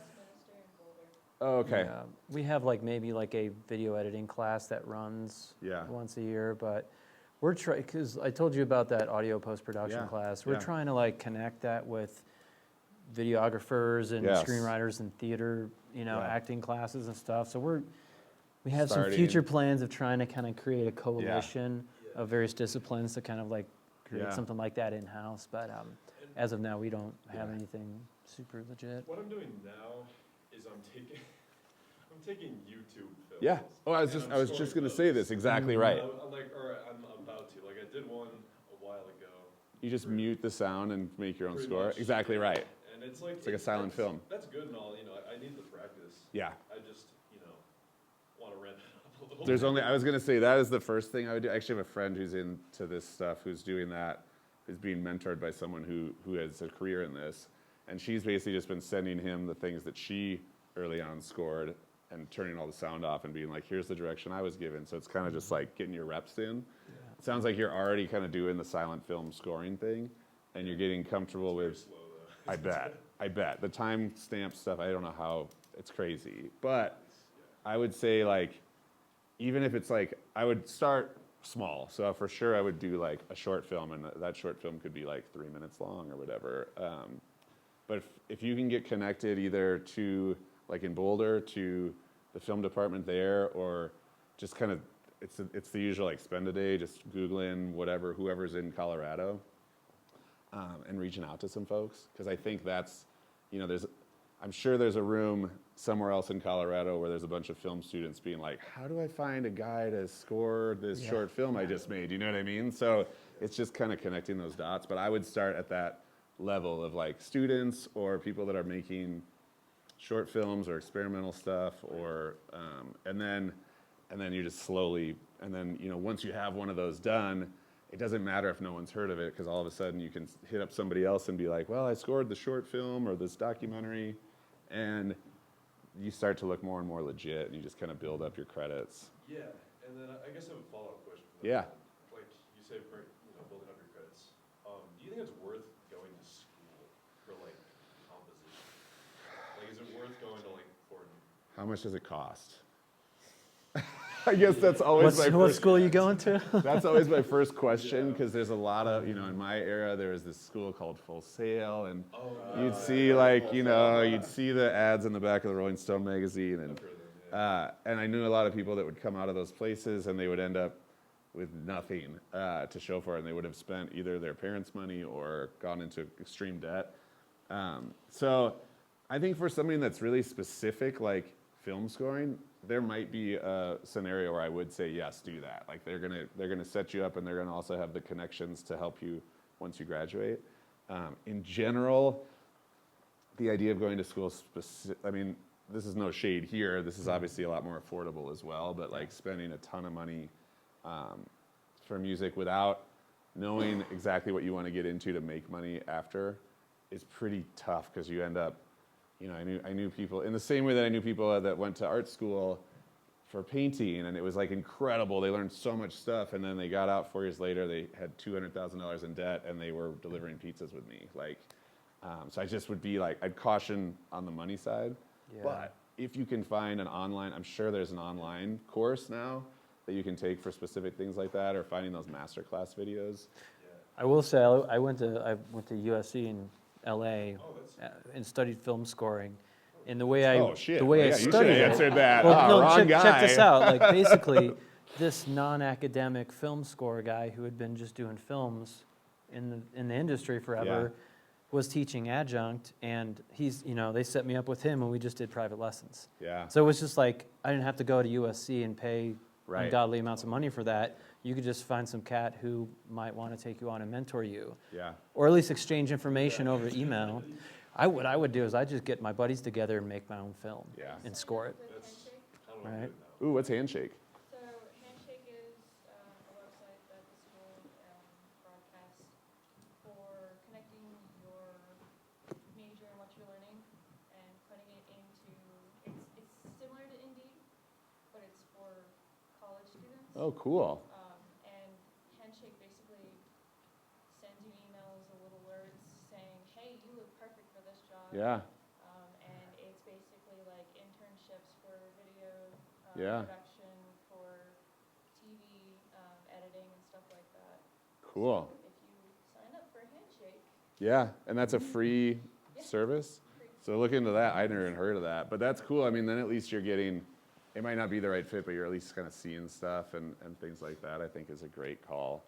That, and there's film festivals as well if you want somebody to watch your film Yeah. to edit it too. Or you go to those indie film fests, and then you meet the people that made those films, right? Or you just Exactly. start to slowly Yeah. get connected to like who's doing what. That is a good idea. That's that whole networking thing that like it's hard, but once you kind of start flexing the muscle, it gets easier. I think. I'm gonna tell you one thing, as a thespian, that might be a side hustle of mine eventually sometime Yeah. in the future. Like, you know, after the whole, like, band, thing I get going, like, I might, filming would definitely have to be part of it, especially since probably want to make music videos and stuff that would be, like, super fun and Hell yeah. whatever. It's So, all in the same world. And, Yeah. and that's how you slowly start building your Rolodex of like, that's my whole life is just, okay, now we have to figure out how to make a music video. Okay, now we have to find some guy with a video camera and then convince him to do it for almost free because we don't have any money. And then, but like through that, I just slowly started meeting more and more people, and as the point of contact who was running the label and having the emails and the phone calls and the hangs, my network started to slowly increase. The bubble got bigger, and to a point now where it's like, I might not have the answer for somebody, but I know who to hit up, or I can point them in the right direction, and I know different music directors, I know different film people, and I also know that in all these other areas, just because we were the ones who had to go and do it and find them.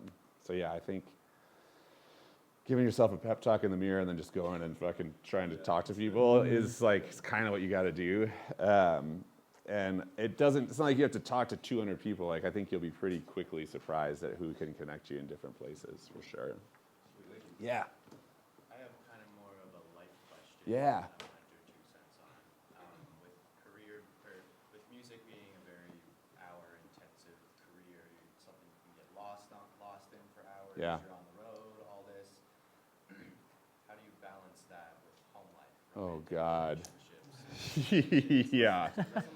Here's the therapy part. Work in progress. I struggled with it for a long time, and especially as someone who's kind of always created their own job through music, it's like there aren't any hours that you can work all night long. At the height of my unhealthy relationship with work and music, I would, and this is when we were really popping, and so there was no time where emails weren't coming in, because the second that like the emails from the West Coast would stop, the emails from the publicists in Australia would come in because they're up in the morning, and then the UK is coming in, and it was like I had forgotten that there was a way that this doesn't ping you every time you get an email, and so every time I became known as the guy who would respond within 10 minutes, and I thought that was like what I had to do to be a good manager or a good, but I went down an insane rabbit hole of anxiety that ended up, I kind of crashed and burned through that.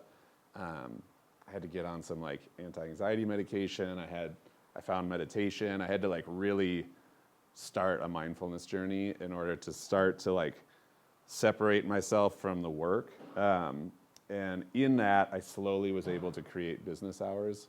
And it took years to remind people I'd been working with for a decade that like, hey, it's 5:30 now and I have 3 kids and I'll get back to you in the morning or whatever. But now I've kind of started a thing with, at least with communication, I kind of have I generally will try to respond to someone within 24 hours, but I do not feel the urge to, unless it's urgent, to get back to them right away. And so the way that looks for me is every morning as I start my day, I go through the last 24 hours of emails. Some of them I've responded to already, but I know that I'm going to catch anything I haven't, and I respond to that in the morning, and I kind of just reset it.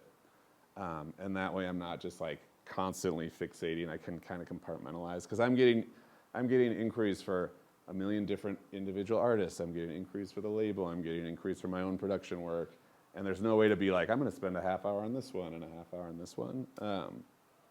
That's been a helpful way.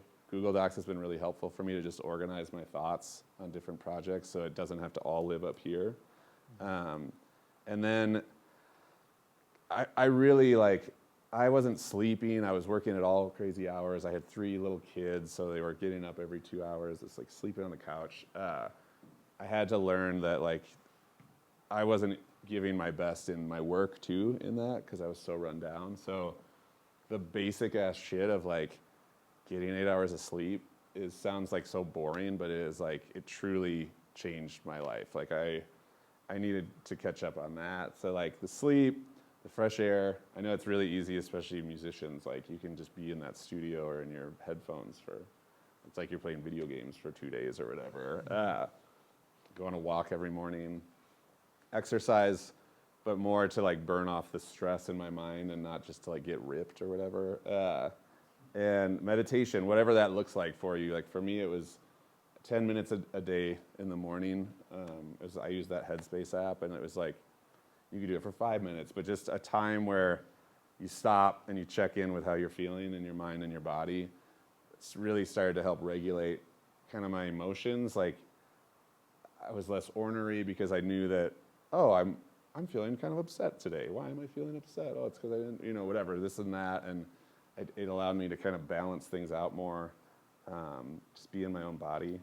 And then, sorry, and I'm just getting into all my like mental health tool belt, but like a gratitude journal at the end of the night for me has been massive. I've been doing it for about 8 years straight now. And I started it because they say the science is like, it's the quickest thing. Once you do it for 30 days in a row, is you're like truly changing the synapses in your brain to start thinking more positively.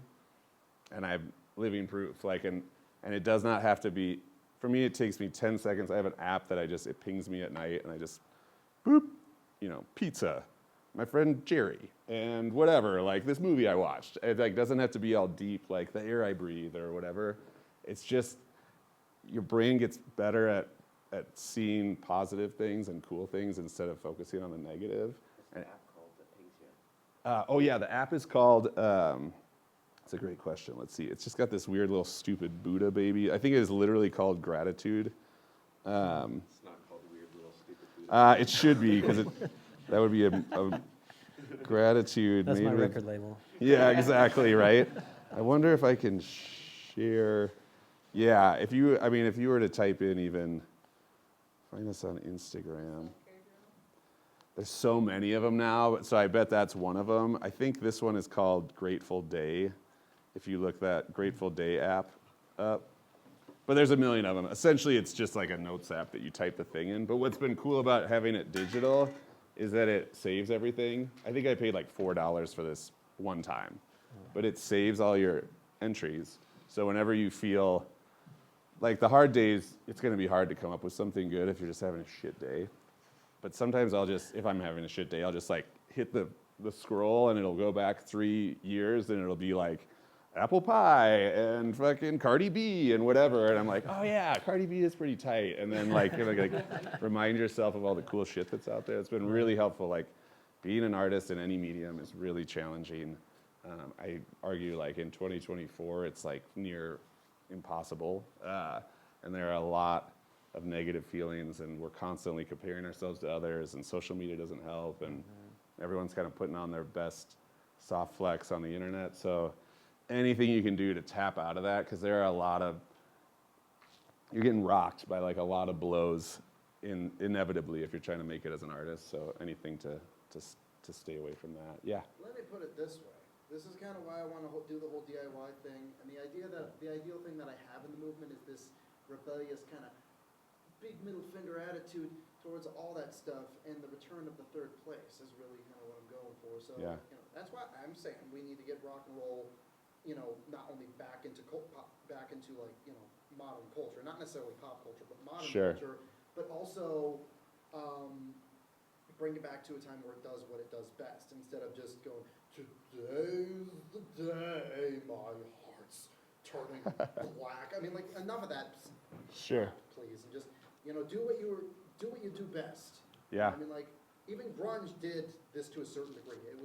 It was technically like protesting the whole mental health ideology, but it was still doing something. It wasn't just complaining. Yeah. Yeah. I think it's hard to write positive music. Like, I can feel positivity without necessarily having to make positive music. You can be happy and make dark shit. Like that doesn't necessarily reflect who you are. So whatever you're inspired by. You had a question? I was just gonna say we're going to 2:30. Oh yeah, we getting there? We're getting pretty close. Oh hell yeah, guys! We've just been rocking up here. Yeah. Well, we're getting close, and we don't want to hold Lazerbeak over. So, Yeah. are there any do you have any final things you want to words? kind of I've been close talking with, a or bunch, so or I'm if there's happy any if there's- burning questions, I gotta Yeah. get this. Just to last touch on the social media thing, yeah, there's a lot of awful things about it. But Yeah. when it comes to wanting to get into whatever arts it is, Yeah. how important really is it to be active Yeah. on Yeah. these like everyone, it seems like who's doing their own thing on TikTok, and Totally. that's what blows up now. Totally. If you're not active, you're not going to make it anywhere. I mean, I push back against that idea, although there are some people that will tell you that, like, you have to do this and you have to do that. I oftentimes am just like, you got to really find your own personal comfort level with this stuff, because if you are inherently uncomfortable and you hate it and you're forcing yourself to do it, it's going to show that you're not going to be great at it, right? Like, so why waste all your time doing that? And it's certainly like not all or nothing. For me, I used to have a more unhealthy relationship with it, where I felt like I had to post twice a day, and it was like anything that was happening in my life, I was thinking about it through the lens of how's that going to look on the gram, and I was taking myself out of like really joyous moments in my day-to-day life because, oh shit, I got to get that picture, or like tell my kid to go over here so I can post that, and like that took me out of the present moment. So I've gotten better at like, I don't think it's whatever you're comfortable posting, right? For a lot of people, I think I just try to get them past, if you are going to be posting, you can't just make it all promotional. It can't just be like, listen to my new song, go to my show, look at my flyer, look at my art. You've got to balance that with a bit of a personal side in order to not lose people or get muted. Make it a party. Yeah, make it a party. Yeah, what do you got? I've heard like show viewers the creation process. Yes. And maybe even explain if they're interested, and also just having a connection with the new people that find your account, people that you don't know, like that's the biggest thing. I think With social media. human beings love it when the curtain pulls back and something is revealed that they didn't know about. And the algorithm loves it too. Yeah, the algorithm loves it too. So anything you can, if you're comfortable, that's a great way to just show your process, be yourself, lean into your quirks is what I tell people all the time. Like for me, I started getting a following on Twitter and Instagram because I was just kind of like not your typical posy hip hop bro. I was like talking about drinking Mike's Hard Raspberry Lemonade and watching like cartoons or whatever, you know, but like, that was just who I was. Keeping it real. And so I was just being me, and people related to that. And so I didn't have to like put on a front. I really think being yourself, especially these days, is like the way to go. But also, you don't have to be on every single one of these sites. Like I got rid of Twitter or X or whatever in 2020, and I never looked back, and I don't miss it. I didn't notice like the money I make from music go down. Right now, I basically just post on Instagram, and it's like once a week. And I try to still balance that with like, I have a new song out with, look at my kid and me in our dumb capybara Halloween costumes or whatever, you know, like just to mix it up. But I will say, I do think it's important if you're doing it to be somewhat regular. Like you can't just dump 30 posts and then wait 3 months and then come back. So even if that means stretching it out and you're only posting once every 2 weeks, as long as you kind of keep that routine, I think that's helpful. And build community within the real community of people physically in your town. That's one of the things we were talking about early on, was like, you know, starting and building your scene and meeting people, going to shows, networking, starting bands, collaborations. Like a lot of that stuff is, you kind of have to do it in the physical world. So kind of like both, you know, it's like find what balance works for you. 1,000%. Unless somehow you're like fucking a genius at TikTok and you're doing like incredible, like whatever the fuck. Really or you get lucky. And you love it. Networking is fun anyway. I like finding opportunities. Yeah. Anything creative. Yes. I think there's like some really beautiful creativity in the act of networking too, like and connecting with people and all that kind of stuff. So because like you'll find a music guy and you're a film guy, and there's also a graphic design guy. Yeah.